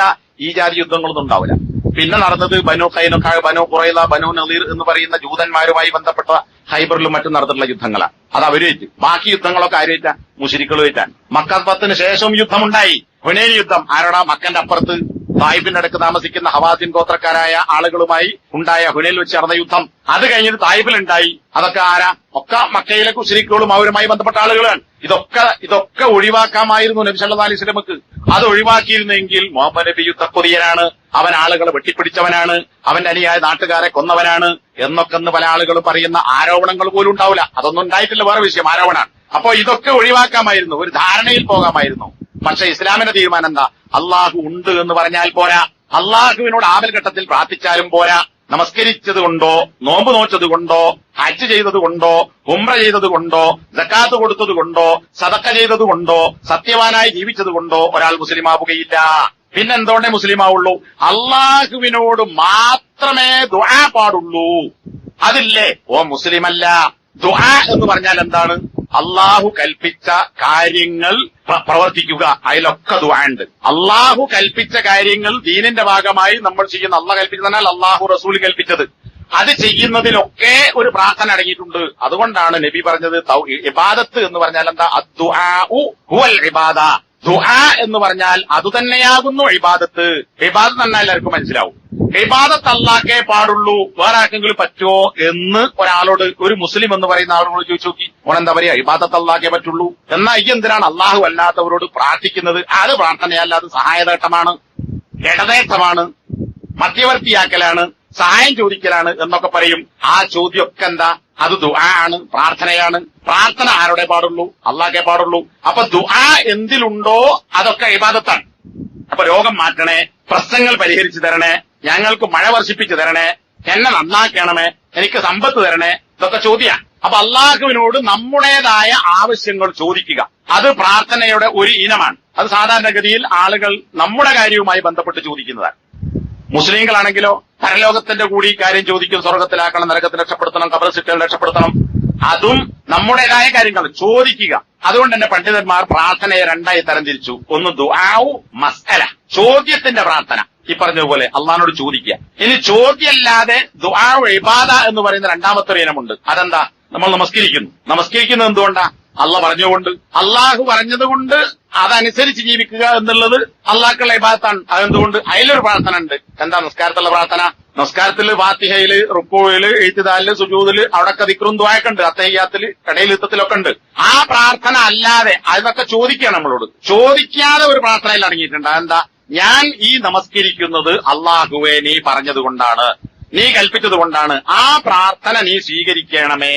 അങ്ങനെ ഒരു തേട്ടം നമസ്കാരത്തിൽ നടത്തുന്ന അള്ളാഹുവിനോട് നേർക്കുനേരെ ചോദിക്കുന്ന ദുആന്റെ പുറമെ ഈ ഇബാദത്തിൽ ഒരു പ്രാർത്ഥന അടങ്ങിയിട്ടുണ്ട്. അതെന്താ? ഈ ഇബാദത്തിനെ സ്വീകരിക്കണം, ഇതിന് പ്രതിഫലം നൽകണം, ഇത് മുഖേന എന്നെ നീ ശിക്ഷയിൽ നിന്ന് രക്ഷപ്പെടുത്തണം. നോമ്പ് നിൽക്കുന്നു, നോമ്പ് നിൽക്കുന്നുള്ള ഇബാദത്താണ്. നോമ്പ് നിൽക്കാൻ നിയ്യത്തുണ്ടാകണം, അതിന് പറഞ്ഞ കാര്യങ്ങളൊക്കെ പാലിക്കണം. ആ ചെയ്യുന്ന ആളുടെ മനസ്സിൽ ഒരു തേട്ടമുണ്ട്. ആ തേട്ടം എന്താ? ഞാൻ നോമ്പ് നോറ്റത് നീ കൽപ്പിച്ചത് കൊണ്ടാണ്, ഈ നോമ്പ് നീ സ്വീകരിക്കണം, ഇതിന് കൂലി തരണം, ഇതുകൊണ്ട് നീ നരകശിക്ഷയിൽ നിന്ന് എന്നെ അകറ്റണം. ഈ ഒരു തേട്ടം മനസ്സിലുണ്ട്. നമ്മൾ നേർക്കുനേരെ നമ്മുടേതായ മറ്റൊരു കാര്യം ചോദിക്കുന്നില്ലെങ്കിലും നമ്മുടെ മനസ്സിൽ നിന്നുണ്ടാകുന്ന തേട്ടം, ഈ ഇബാദത്ത് നീ സ്വീകരിച്ച് എന്നെ രക്ഷപ്പെടുത്തണം, അത് ഇബാദത്തിൽ ഉണ്ടാകുന്ന പ്രാർത്ഥനയാണ്. അപ്പൊ ഇത് രണ്ടും ഇബാദത്തിന്റെ ഭാഗമാണ്. ഈ രണ്ടു തരത്തിലാണെങ്കിലും ഈ ദുആ ആരോടെ പാടുള്ളൂ? അള്ളാഹിനോടെ പാടുള്ളൂ. ഇത് രണ്ടും അള്ളാഹു അല്ലാത്ത മറ്റാരോടും പാടില്ല. അതാണ് തൗഹീദ്. അപ്പൊ ഈ അർത്ഥപ്രകാരം ഞാൻ തെളിവായിട്ടൊന്നും പറയാതെ നിങ്ങൾക്ക് മനസ്സിലാകുന്ന രീതിയിൽ പറയാം. ഈ അർത്ഥത്തിൽ നേർച്ചയുടെ ഇബാദത്താണ്. എന്താ? നേർച്ച ചെയ്യുമ്പോഴുള്ള ലക്ഷ്യം എന്താ? ഈ നേർച്ച സ്വീകരിക്കപ്പെടുകയും നേർച്ച കൊണ്ട് എനിക്ക് പ്രതിഫലം കിട്ടുകയും നേർച്ച കൊണ്ട് എനിക്ക് നരകത്തിൽ നിന്ന് ശിക്ഷയിൽ നിന്ന് രക്ഷപ്പെടുകയും വേണം. അതൊരു പ്രാർത്ഥനയാണ്. ആ പ്രാർത്ഥന ആരുടെ പാടുള്ളൂ? അള്ളാഹ്ക്കേ പാടുള്ളൂ. അപ്പൊ നേർച്ച എന്ന് പറയുന്ന കാര്യം ഇബാദത്താണ്. നേർച്ച അള്ളാഹിനോടെ പാടുള്ളൂ, കാരണം അതിലൊരു ഇബാദത്ത് ഇറങ്ങിയിട്ടുണ്ട്. നമസ്കാരം അള്ളാഹുവിനോടെ പാടുള്ളൂ. ജാറത്തിന്റെ അടുക്ക പോയി നമസ്കരിക്കുന്നത്, ജാറത്തിന്റെ അടുക്കൽ വെച്ച് പ്രാർത്ഥിച്ചാൽ കൂടുതൽ പ്രതിഫലം കിട്ടുമെന്നോ ആ നമസ്കാരം സ്വീകരിക്കപ്പെടുമെന്നോ വിശ്വസിച്ചുകൊണ്ട് അള്ളാഹുവിനോട് നമസ്കരിച്ചാലും അത് തെറ്റായ കാര്യമാണ്. ഇനി നമസ്കരിക്കുന്നത് ഖബറിൽ കിടക്കുന്ന ആൾക്ക് വേണ്ടിയാണ് എങ്കിൽ അത് ശിർക്കാണ്, കാരണം അയാൾക്കുള്ള ഇബാദത്തായി. നേർച്ച ഖബറിൽ കിടക്കുന്ന ആൾക്ക് വേണ്ടിയാണെങ്കിൽ അത് അയാൾക്കുള്ള ഇബാദത്തായി, അപ്പൊ അത് ശിർക്കായി. അള്ളാഹ്ക്ക് വേണ്ടിയാകുമ്പോൾ അത് അള്ളാഹ്ക്കുള്ള ഇബാദത്തായി, തൗഹീദായി. ഇങ്ങനെ ഓരോന്നെടുത്ത് പരിശോധിച്ചാൽ, ഖുർആൻ ഓതാൻ വേണ്ടി വിളക്ക് കത്തിച്ചാൽ ആ വിളക്ക് കത്തിക്കുന്നത് ഖുർആൻ ഓതാൻ വേണ്ടി നമ്മൾ ചെയ്യുന്ന ഒരു കാര്യമാണ്. ആ നിയ്യത്തിലാണ്, അതൊരു ഇബാദത്താണ്, കൂലി കിട്ടും. എന്നാൽ ജാറത്തിൽ നല്ല LED ബൾബ് നല്ല പവറോടുകൂടി കത്തുന്നതിന്റെ താഴെ ഒരു വിളക്ക് കത്തിച്ചു വെക്കുന്നു. ആ വിളക്ക് കത്തിക്കുന്നത് വെളിച്ചം കിട്ടാനല്ല, ഖബറിൽ കിടക്കുന്ന ആളെ ബഹുമാനിക്കാൻ വേണ്ടിയാണ്, അത് മുഖേന എനിക്ക് രക്ഷ കിട്ടും എന്നാണ് ഒരാൾ വിശ്വസിക്കുന്നതെങ്കിൽ അത് ശിർക്കായി മാറി. പള്ളിയിലേക്ക് വീട്ടിലുണ്ടാകുന്ന തെങ്ങുമെന്ന് തെങ്ങ് കൊലച്ചു, ഒന്നാമത്തെ കൊല പള്ളിയിലേക്ക് സ്വതക്ക് കൊടുക്കും. അതിലും സാഹബത്തിന്റെ മാതൃക ഉണ്ട്. അവർക്ക് കിട്ടുന്ന ഉൽപ്പന്നത്തിന്റെ ഒന്നാമത്തേത് ബാക്കൂറ എന്ന് പറഞ്ഞാൽ ആദ്യത്തെ ഉൽപ്പന്നം അവർ ധർമ്മം ചെയ്യുമായിരുന്നു. ഹദീസുകളിൽ കാണാം. അപ്പൊ നാട്ടിൽ വെറുതെ ഉണ്ടായതല്ല, പള്ളിക്കാരെ എടുക്കാനും ധർമ്മം ചെയ്യുക. നബിന്റെ കാലത്ത് പള്ളിയിൽ കൊണ്ടുപോയി തൂക്കുമായിരുന്നു. എന്തിനാണ്? ലേലം ചെയ്യാനല്ല, അവിടെ വരുന്ന ആൾക്കാർക്ക് തിന്നാൻ. ഈത്തപ്പരന്റെ കൊല കൊണ്ടുപോയി തൂക്കും. നമ്മുടെ നാട്ടിൽ തെങ്ങിന്റെ കൊല വെട്ടി കൊണ്ടുപോയി കൊടുക്കും, കുരുമുളക് പറിച്ചിട്ട് കൊണ്ടുപോയി കൊടുക്കും. എന്നാൽ അത് കൊണ്ടുപോയി ജാറത്തിലോ അല്ലെങ്കിൽ അത്തരം കാര്യങ്ങൾക്കോ കൊടുത്താൽ അത് മുഖേന എനിക്ക് ഈ ഖബറിൽ കിടക്കുന്ന ആളുടെ സഹായമുണ്ടാകണം, അയാൾ എന്റെ പ്രശ്നങ്ങൾ പരിഹരിച്ചു തരണം എന്നാണെങ്കിൽ അത് അയാളോടുള്ള ദുആയാണ്. അപ്പൊ അത് പിന്നെ ശിർക്കായി മാറി. ഒരാൾ വീഴാൻ പോവാണ്, വീഴുമ്പോ തൊട്ടടുത്ത് ഒരു മൊയ്തീൻ നിൽക്കുന്നു. മൊയ്തീൻ ശൈഖാൻ കാണിക്കണ്ട, മൊയ്തീൻ എന്ന പേരിൽ ഒരാൾ ഒരു കുളത്തിലേക്ക് ഇങ്ങനെ വീഴാൻ പോവാണ്. അപ്പൊ കുളത്തിന്റെ പക്കത്തൊരു മൊയ്തീനുണ്ട്. മൊയ്തീനെ കാക്കണേ എന്ന് ആ വീഴാൻ പോകുന്ന ആള് വിളിച്ചാൽ അത് ശിർക്കല്ല. കാരണം എന്താ, ഈ മൊയ്തീൻ അടുത്തുണ്ട്, വിളിക്കുന്നത് മൊയ്തീൻ കേൾക്കും. ഇനി അയാൾക്ക് നമ്മളെ പിടിക്കാൻ പറ്റും. ഇനി അപ്പം പറ്റിയില്ലെങ്കിലും വീണതിന് ഒരു കയറി തരാൻ പറ്റും. അതിനൊന്നും അയാൾക്ക് കഴിയില്ലെങ്കിൽ അയാൾക്ക് കൂക്കി വിളിച്ചിട്ട് രണ്ടാളെ വരുത്തിയിട്ട് നമ്മളെ ഏണി വെച്ചോ കയറ് വെച്ചോ പിടിച്ച് കയറ്റാൻ പറ്റും, രക്ഷപ്പെടുത്താൻ പറ്റും. അതിന് കഴിയുന്ന ആളാണ്. അയാളോട് അത് ചോദിക്കുന്നത് എന്തല്ല, ഇബാദത്തല്ല, അത് മനുഷ്യന്റെ കഴിവപ്പെട്ട സംഗതിയാണ്. എന്നാൽ വക്കത്തില്ലാത്ത ബാഗ്ദാദ് കിടക്കുന്ന മൊയ്തീനോട്, ഏതാ മൊയ്തീൻ? അബ്ദുൽ ഖാദർ ജീലാനി. മൊയ്തീൻ എന്നുള്ളത് മാലപ്പാട്ടിനുണ്ടാക്കിയ പേരാട്ടോ. മൊയ്തീൻ ശൈഖ് എന്ന് പറയാൻ പാടില്ല, അബ്ദുൽ ഖാദർ ജീലാനി എന്ന് പറയാം. അയാൾ നല്ല മനുഷ്യനായിരുന്നു, നല്ല ഫിഖ്ഹി പണ്ഡിതനായിരുന്നു, ഹംബലി മദ്ഹബിൽപ്പെട്ട ആളായിരുന്നു, തൗഹീദ് പഠിപ്പിച്ച ആളാണ്, ശിർക്കിന് എതിർത്ത ആളാണ്. അയാളുടെ പേരിൽ കെട്ടുണ്ടാക്കിയതൊക്കെ അയാളുടെ പേരിൽ നിർമ്മിച്ച ആളുകൾ ഉണ്ടാക്കിയ മാലപ്പാട്ടുകളാണ്. അതുകൊണ്ട് അയാളെ കുറ്റം പറയാൻ പറ്റില്ല. അയാളുടെ പേര് അബ്ദുൽ ഖാദിർ എന്നാണ്. ജീലാനി, ഗീലാൻകാരനായ ജീലാനി, അല്ലെ ഗീലാനി എന്നൊക്കെ ആൾക്ക് പറയുന്ന ഗീലാനി എന്നൊക്കെ കൊടുക്കണം, അബ്ദുൽ ഖാദർ ജീലാനി. മൊഹീദ്ദീൻ എന്നത് ഒരു കെട്ടുകഥയുടെ അടിസ്ഥാനത്തിൽ മാലപ്പാട്ടിൽ ഉണ്ടാക്കിയതാണ്. അതൊന്നും ഇവിടെ പറയാൻ നേരല്ല. ഒരു ഖബർസ്ഥാനിൽ പോയിട്ട് പിന്നെ ഖബറിൽ കിടക്കുന്ന ആളെ ജീവിപ്പിച്ച് കാണിച്ചു കൊടുത്തിട്ട് ഒരു ക്രിസ്ത്യാനി പുരോഹിതനെ പരാജയപ്പെടുത്തിയെന്നാണ്. അച്ഛൻ പറഞ്ഞു അച്ഛന്റെ മതമാണ് ശരി. അപ്പം തർക്കായി. അപ്പൊ പറഞ്ഞു നന്റെ നബിയായ ഈസ, അല്ലെങ്കിൽ നീ ദൈവമാണെന്ന് വിശ്വസിക്കുന്ന ഈസ മരിച്ചവരെ ജീവിപ്പിച്ചത് അള്ളാഹുവിന്റെ അനുമതി പ്രകാരമാണ്. എന്നാൽ നബി അല്ലാത്ത മുഹമ്മദ് നബിന്റെ അനുയായ ഞാൻ അള്ളാഹുവിന്റെ അനുമതി പോലും ഇല്ലാതെ ഞാൻ ഖബറിൽ കിടക്കുന്ന ആളെ ജീവിപ്പിച്ചു തരാം. ഈസാ നബി ജീവിപ്പിച്ചത് സ്വന്തം ജീവിപ്പിച്ചാണോ? അല്ല, അള്ളാഹുവിന്റെ കൽപ്പന പ്രകാരം ഈസാ നബി ജീവിപ്പിച്ചു. ഞാൻ നബിയല്ല, ഞാൻ ഈ അച്ഛൻ ആ ഈസാ നബിന്റെ ആളാണ്. എന്നാൽ ഞാൻ നബിയല്ല, പക്ഷെ എന്നെ പോലെ ഈസാ നബിന്റെ ഒരു അനുയായിയാണ്. ഈ അനുയായി മാത്രമായ ഞാൻ അള്ളാഹുവിന്റെ അനുവാദമില്ലാതെ എന്റെ സ്വന്തം തീരുമാനപ്രകാരം ഖബറിൽ കിടക്കുന്ന ഒരാളെ ജീവിപ്പിച്ചു തരാം. അങ്ങനെ ഖബറിൽ കിടക്കുന്ന ഒരാളോട് എഴുന്നേൽക്കാൻ പറഞ്ഞപ്പോൾ എഴുന്നേറ്റ് വന്നു. അങ്ങനെ ഖബറിൽ കിടക്കുന്ന ആളെ അള്ളാഹുവിന്റെ അനുമതി ഇല്ലാതെ മൊയ്തി അബ്ദുൽ ഖാദർ ജീലാനി ജീവിപ്പിച്ചു എന്നാണ്. ഇത് അബ്ദുൽ ഖാദർ ജീലാനി പറയോ? ഒരു മനുഷ്യന് കഴിയോ? നബിക്ക് കഴിയോ? ഇല്ല.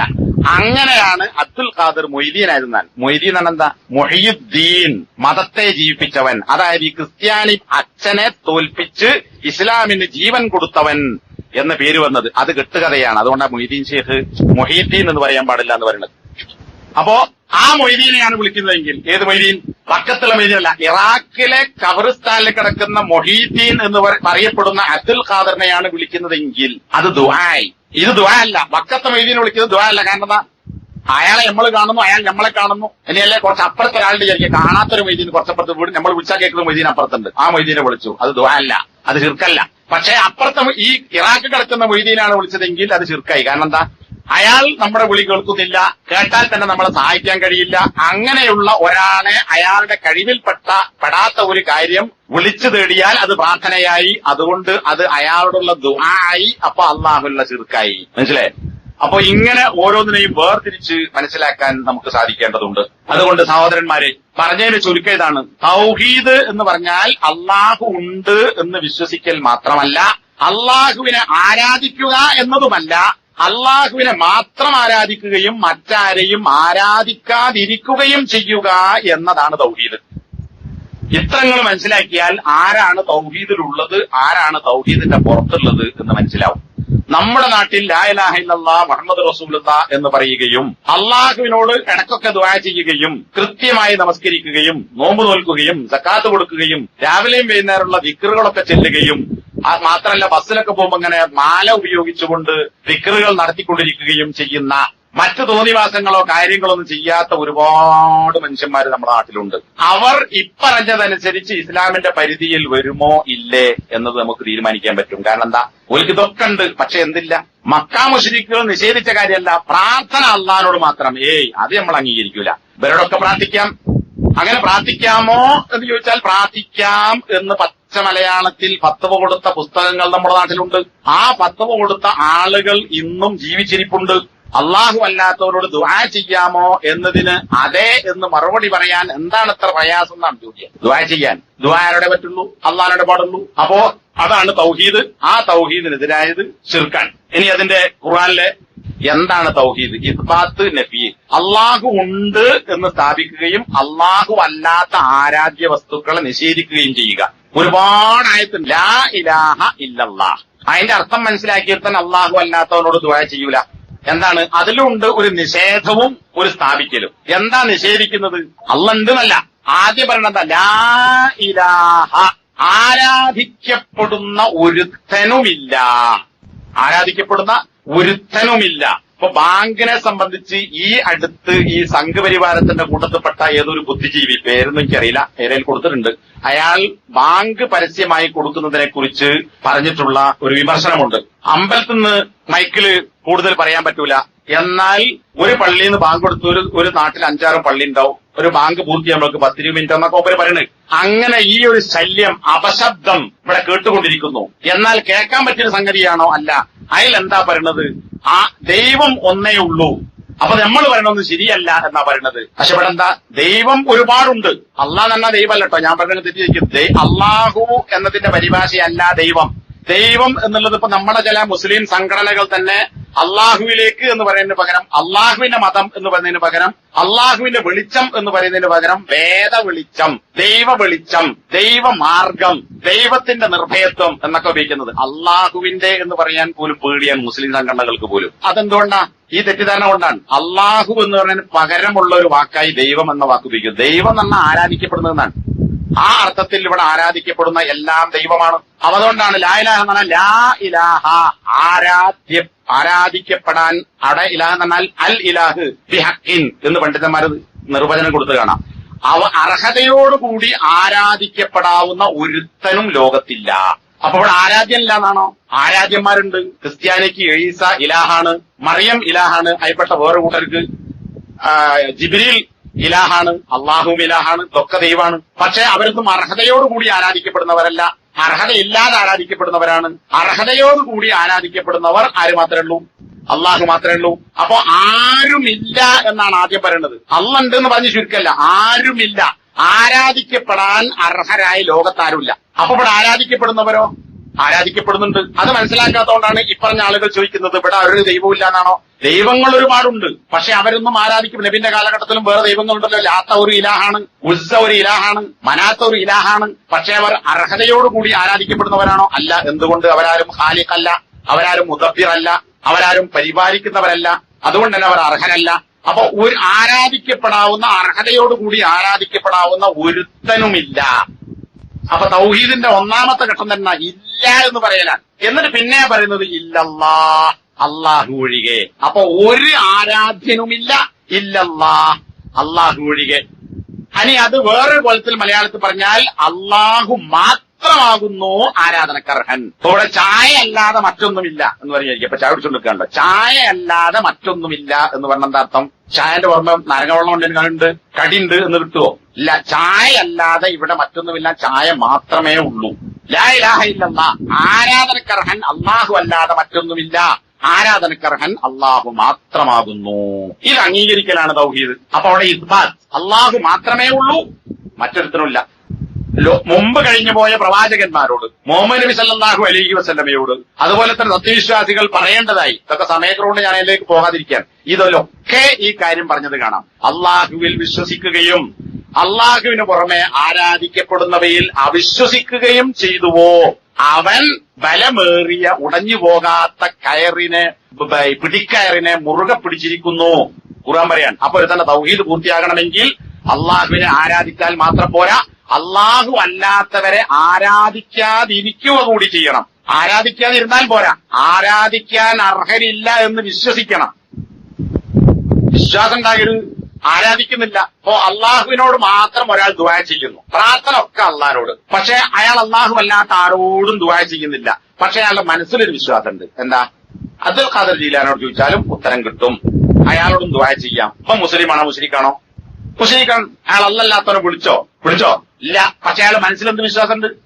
അബ്ദുൽ ഖാദർ ജീലാനിയും വിളിച്ചാൽ ഉത്തരം കിട്ടും. അപ്പൊ പ്രവർത്തിക്കണമെന്നില്ല, മനസ്സിലുണ്ടായാൽ.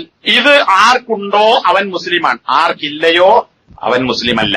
തൗഹീദുള്ളവന്റെ മഹത്വം എന്താണ്, ശിർക്കുള്ളവന്റെ അപകടം എന്താണ്, അതെന്നെ ഒരു 4 മണിക്കൂർ പ്രസംഗിക്കാനുണ്ട്. ഞാൻ എന്റെ ഏറ്റവും ചുരുക്കം പറയാം, ഒരൊറ്റ കാര്യം മാത്രം.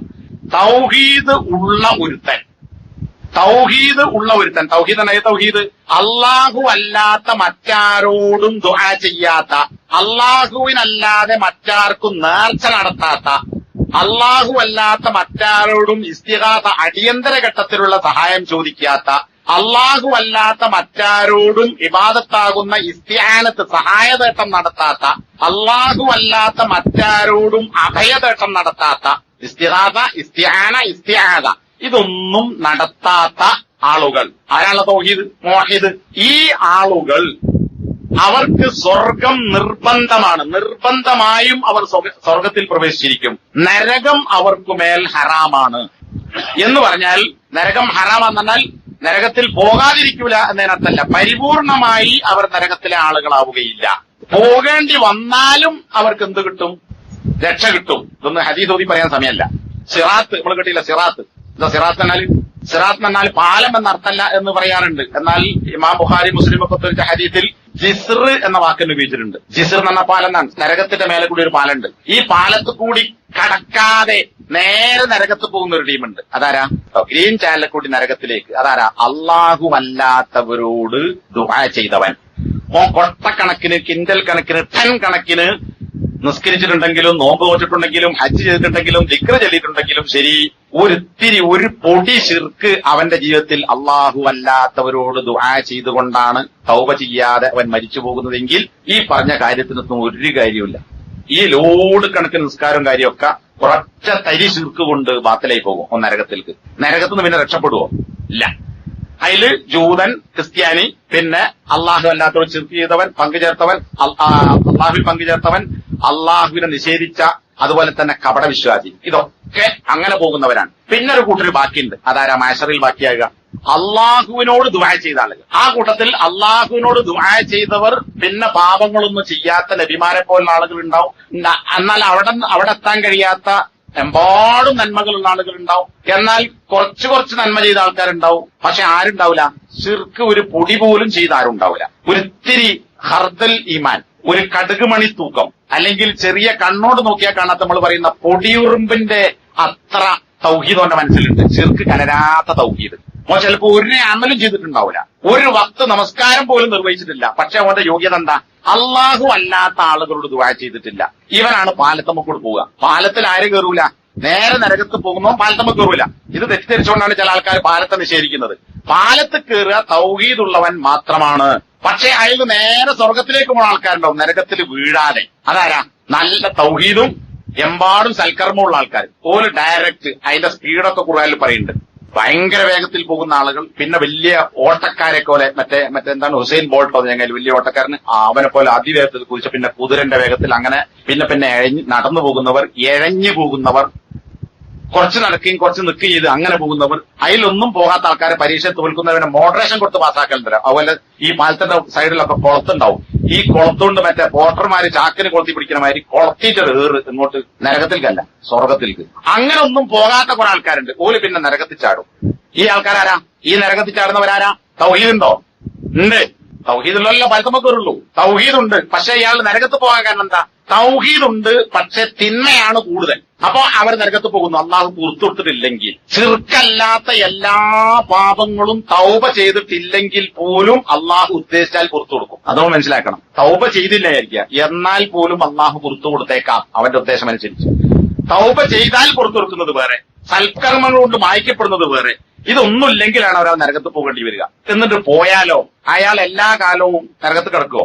ഈ നരകത്തിലെത്തിയ മനുഷ്യരും നേരത്തെ നരകത്ത് പോയ ആൾക്കാർ തമ്മിൽ എന്താ വ്യത്യാസം? ഇവന്റെ അടുത്ത് തൗഹീദ് അല്ലാത്ത വേറൊന്നുമില്ല, മറ്റോരെടുത്ത് തൗഹീദ് ഇല്ല. പിന്നെന്തുണ്ട്? കുറെ നിസ്കാരമുണ്ട്, നോമ്പുണ്ട്, സക്കാത്തുണ്ട്, ഹജ്ജുണ്ട്, ഇതൊക്കെ ഉണ്ട്. രണ്ടും ഒരു സ്ഥലത്തൊക്കെ വെത്തണേ. ഈ പറഞ്ഞ ഇബാദത്ത് എന്ന് വിശ്വസിക്കപ്പെടുന്ന ചെയ്ത കാര്യങ്ങളൊക്കെ ഉള്ള ആൾക്കാർ നരകത്ത് തന്നെ കിടക്കും. എന്നാൽ അതൊന്നുമില്ല, ഒരു പൊടിക്ക് ചിർക്ക് അല്ലാത്ത തൗഹീദുള്ള ഈ മനുഷ്യന്മാർ കുറെ കാലം കഴിഞ്ഞിട്ട് നരകത്ത് നിന്ന് രക്ഷപ്പെടും. ഹദീസ് കാണാൻ നബി സുജൂദ് കിടക്കും. എന്നിട്ട് എന്റെ എന്താ പ്രശ്നം ചോദിച്ചോന്നറിയും. ചോദ്യത്തിൽ പലതും ഉണ്ട്. അതിലൊരു ചോദ്യതാണ് ഉമ്മത്തി ഉമ്മത്തി. നബിന്റെ മറുപടിയാണ് എന്റെ സമുദായം, അത് ആദ്യത്തെ സുജൂദ് കിടക്കലും പിന്നെ ആ ശഫായത്തുൽ ഉളുമ എന്ന് പറയുന്ന ശഫായത്തും അങ്ങനെ വിചാരണയല്ല. അതിന് കഴിഞ്ഞ ശേഷം നബി സുജൂദ് കിടന്ന് പ്രാർത്ഥിക്കുന്നുണ്ട്. അപ്പോഴാണ് അള്ളാന്റെ ചോദ്യം, ഇനി എന്താ എന്റെ പ്രശ്നം? അപ്പോൾ നബി പറയാണ്, എന്റെ ഉമ്മത്തി, എന്റെ സമുദായം നരകത്ത് കിടക്കുന്നുണ്ട് കുറെ ആൾക്കാർ. എന്റെ ഉമ്മത്താരാ? ശിർക്ക് ചെയ്യാത്ത, ബിദ്അത്തില്ലാത്ത ആളാണ് നബിന്റെ ഉമ്മത്ത്. വിദേഹത്ത് ചെയ്ത നബിന്റെ ഉമ്മത്താണോ? അല്ല. റഷീദ് അൽഫി ശരിക്കുണ്ട്. ഒന്നിനെടുക്കുന്ന മാറ്റപ്പെടുന്ന ആളുകൾ, ഒന്നും എടുത്ത കയ്യും കാലൊക്കെ മുഖമൊക്കെ പ്രകാശിക്കുന്ന വെളുത്ത ട്യൂബ് പോലെ കത്തുന്ന ശരീരം കണ്ടപ്പോ നബി വിചാരിച്ചപ്പോഴൊക്കെ എന്റെ ആൾക്കാരാണ്, വെരി തന്നെ വിളിച്ചു കൊടുക്ക്, ഹൗദൽ കൗസറിന്റെ എടുക്ക്, വെരി വെള്ളം തരാം. പക്ഷെ ഒരിക്കും എത്താൻ പറ്റില്ല, അവർ അകറ്റപ്പെടുകയാണ്. അപ്പൊ ഇതൊക്കെ എന്റെ ഉമ്മത്താണ് എന്ന് പറഞ്ഞ നബിയോടുള്ള പറയുന്നുണ്ട്, ഇവർ നിന്റെ ഉമ്മത്തല്ല. ഒന്നും എടുത്ത വെളുപ്പ് നോക്കണ്ട. അവർ നീ മരിച്ചതിന് ശേഷം ബദ്ദലു ദീനക്, തന്റെ മതത്തെ മാറ്റിമറിച്ച വിദേഹത്തുണ്ടാക്കിയ ആൾക്കാരാണ്. അപ്പൊ നബിക്ക് അറിയാം, അബിൽ നമ്മളെ ആൾക്കാരല്ല, ഓലെ കുറിച്ചല്ല നബി പറയുന്നത്. തൗഹീദുള്ള പാപികളായ കുറച്ച് ആൾക്കാർ നരകത്ത് കിടക്കുന്നുണ്ട്. അപ്പൊ അള്ള പറയാണ്, നീ പുറത്തു കൊണ്ടുവന്നോ? മലക്കളോട് പറയുന്നതും കാണാം, നിങ്ങൾ പുറത്താക്കുക. ആരെ? ഒരിത്തിരി ശിർക്ക് കലരാത്ത തൗഹീദുള്ളവരെ നരകത്തിൽ നിന്ന് കൊണ്ടുവരും. അങ്ങനെ അവിടുന്ന് കൊണ്ടുവരും. എന്നിട്ട് അവസാനം അള്ളാന്റെ വക ഒരു പിടുത്തുണ്ട്. അള്ള അങ്ങനെ വാരീത്ത് നരകത്തുനിന്ന് കുറച്ച് ആൾക്കാരെ സ്വർഗത്തിലേക്ക് കൊണ്ടുപോകും. അതൊക്കെ ആരാ? കറകളഞ്ഞ തൗഹീദുള്ളവൻ. ഇത് തൗഹീദിന്റെ ശ്രേഷ്ഠതയും ശിർക്കിന്റെ അപകടവും മനസ്സിലാക്കാൻ കുറെ കാര്യങ്ങളുടെ ഒറ്റ കാര്യം മാത്രമേ ഞാൻ പറയുന്നു. ഈ കൂട്ടത്തിലും ഈ വാരലിലും ആര് പെടൂല? കുറെ നിസ്കരിച്ച നമ്മളെ നാട്ടിലെ പള്ളിയിലെ മൊലിയാക്കന്മാരെ പോലെ എല്ലാ ഭക്തരും ജമായത്തിലുണ്ടാവും. എല്ലാ ഖുതുബയും നടത്തുന്ന പോലെയാണ്. എല്ലാ ജമായത്ത് നിസ്കാരത്തിലും ഒരു പങ്കെടുക്കുന്നുണ്ട്. എമ്പാടും നിക്രല്ലുണ്ട്. കുറെ സദക്ക കൊടുത്തിട്ടുണ്ട്. ഹജ്ജ് നോമ്പൊക്കെ ഇടക്കിടക്ക് കൊല്ലത്തിൽ ഉംറക്കും ഉണ്ട്. ഇതൊന്നും ഉണ്ടായിട്ട് കാര്യമില്ല. ഒരാൾ തന്നെ എന്താ കാര്യം? ലായലായെന്നല്ല, അതിൽ പങ്കു ചേർത്തു. മറ്റവന്റെ അടുത്തിൽ ഇതൊന്നുമില്ല. എന്തേ ഉള്ളൂ? ഒരിത്തിരി കലർപ്പില്ലാത്ത തൗഹീദ്. അള്ളാഹുവിനെ മാത്രമേ ആരാധിക്കാൻ പാടുള്ളൂ എന്നവൻ മനസ്സിലാക്കി. അള്ളാഹ് അല്ലാത്ത ആരോടും ദുആ ചെയ്തില്ല. ചിലപ്പോ ഒരു വത്ത് പോലും നശിച്ചിട്ടുണ്ടാവും. അതിന് സമയം കിട്ടിയിട്ടുണ്ടാവില്ല. ചിലപ്പോ അങ്ങനെ മരിച്ച ആൾക്കാരുണ്ടല്ലോ, ആയത് പറഞ്ഞ ഉടനെ മരിച്ച ആൾക്കാരുണ്ട്. ഓൻ രക്ഷപ്പെടുന്നത് എന്തുകൊണ്ടാണ്? ഈ ലായലായത് കൊണ്ടാണ്. അപ്പോ ആ ആളുകളെ കൊണ്ടുവന്ന് ഒരു പുഴയിൽ മുക്കും. നെഹ്റുൽ ഹയാ, ജീവൻ നൽകുന്ന നദി, അതിൽ മുക്കി കൊണ്ടുവരുമ്പോ ഇവരുടെ കളർ ഈ ബോക്സിന്റെ കളർ പോലെ ഉണ്ടാവും. ഇതെന്താ കറുപ്പ്?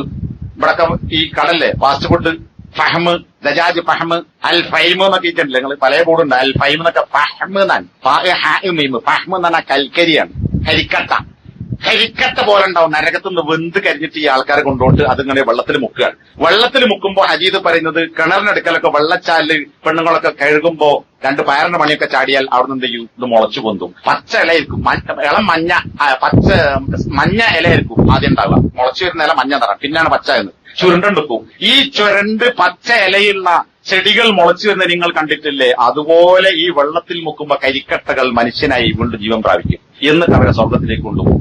അതുമായി ബന്ധപ്പെട്ട ഒരുപാട് ഹദീസ് കാണാം. എങ്ങനെയാ പോകുന്നത്, അവസാനം പോകുന്ന ആളവസ്ഥ എന്നൊക്കെ ഇമാം ബുഖാരി ഉദ്ധരിച്ച ഹദീസിലുണ്ട്. ഇവരൊക്കെ സ്വർഗത്തിലെത്തുന്നു. അപ്പൊ പറഞ്ഞതിനകത്തെന്താ? നരകത്തിൽ പോകേണ്ടി വന്നാലും തൗഹീദുള്ളവൻ എവിടെയെത്തും? സ്വർഗത്തിലെത്തും. എന്നാൽ തൗഹീദില്ലാത്ത മനുഷ്യൻ, ഒരു പൊടി പോലും കറകളഞ്ഞ തൗഹീദില്ലാത്തവൻ എന്ത് ഇബാദത്തും കാര്യമല്ല, ഓൻ ഒരു കാലത്തും നരകത്തിൽ നിന്ന് രക്ഷപ്പെടുകയില്ല. അപ്പൊ അതുകൊണ്ട് സഹോദരന്മാരെ, നമ്മൾ മനസ്സിലാക്കേണ്ടത് തൗഹീദിന്റെ ശ്രേഷ്ഠതയും ശിർക്കിന്റെ അപകടവുമാണ്. അതുകൊണ്ട് തന്നെ തുടക്കത്തിൽ ഞാൻ സൂചിപ്പിച്ചതുപോലെ ഇത് വളരെ പ്രധാനപ്പെട്ട ഒരു സംഗതിയാണ്. അത് നമ്മൾ പഠിക്കുകയും മനസ്സിലാക്കുകയും ചെയ്യണം. ഈ തൗഹീദ് അറിയുകയും എന്നിട്ട് അതനുസരിച്ച് പ്രവർത്തിക്കാതിരിക്കുകയും ചെയ്താൽ, ലാ ഇലാഹ ഇല്ലല്ലാഹ് എന്ന് പറഞ്ഞു, പക്ഷെ അതനുസരിച്ച് അമലില്ല എങ്കിൽ എന്താവൂല? മുസ്ലിം ആവോ? ഇല്ല. ഇനി ഞാൻ അവിടെ നിർത്തുകയാണ്. അതിന്റെ മറ്റ് വിശദാംശങ്ങൾ ഒന്നും പോകില്ല. ഈ നാട്ടിൽ പാലക്കാട് ജില്ലന്റെ പല ഭാഗത്തും തെക്കോട്ട് പോയാലും ഹനഫി മദ്ഹബുകാരാണ്. ഈ പ്രദേശത്തുള്ളവരും ഹനഫി മദ്ഹബുകാരാണ് എന്ന് ഞാൻ മനസ്സിലാക്കും. അതുകൊണ്ട് ഹനഫി മദ്ഹബ് എന്നറിയപ്പെടുന്നത് അബൂ ഹനീഫത്തുൽ കൂഫി എന്ന പണ്ഡിതനിലേക്ക് ചേർത്തുകൊണ്ടാണ്. അദ്ദേഹത്തിന് തൗഹീദിന്റെ കാര്യത്തിലുള്ള വിശ്വാസം എന്താണ്? ഞങ്ങളുടെ നാട്ടിലാണെങ്കിൽ ഷാഫി മദ്ഹബ് എന്ത് പറയുന്നു എന്ന് വിശദീകരിക്കാം. അപ്പൊ നമ്മുടെ നാട്ടിലെ പ്രസംഗത്തിലൊക്കെ ഷാഫി മദ്ഹബാണ് വിശദീകരിക്കൽ. കാരണം കേരളത്തിൽ ഒട്ടുമിക്ക മലബാറിലൊക്കെ പ്രത്യേകിച്ച് ഷാഫി മദ്ഹബുകാരാണ്. അപ്പൊ ഇവിടെ ഹനഫി മദ്ഹബിന്റെ ആളുകൾ എന്ന് പറയുന്ന അതിന്റെ ചേർത്തി പറയപ്പെടുന്ന ഇമാം അബൂ ഹനീഫ റഹ്മത്തുള്ളാഹി അലൈഹി, അദ്ദേഹത്തിന്റെ അഖീദയിലുള്ള വിശ്വാസങ്ങൾ എന്താണ് എന്ന് കൂടി പറഞ്ഞുകൊണ്ട് ഞാൻ അവസാനിപ്പിക്കാം. ഈ പറയുന്ന ഒരു പുസ്തകം, ഇത് മലയാളത്തിലേക്ക് മാറാൻ പരിഭാഷപ്പെടുത്തിയിട്ടുണ്ട്. ഇഅ്തിഖാദുൽ അഇമ്മത്തിൽ അർബഅ, 4 മദ്ഹബിന്റെ ഇമാമുകളുടെ വിശ്വാസം എന്താണ് എന്നതാണ്. അതിൽ ഒന്നാമതായി കൊടുക്കുന്നത് അബൂ ഹനീഫ റഹ്മത്തുള്ളാഹി അലൈഹിയെ സംബന്ധിച്ചാണ്. 4 ഇമാമുകാരുടെ ജീവിത കാലഘട്ടം പരിശോധിച്ചാൽ ആദ്യത്തെ ആളാരാ?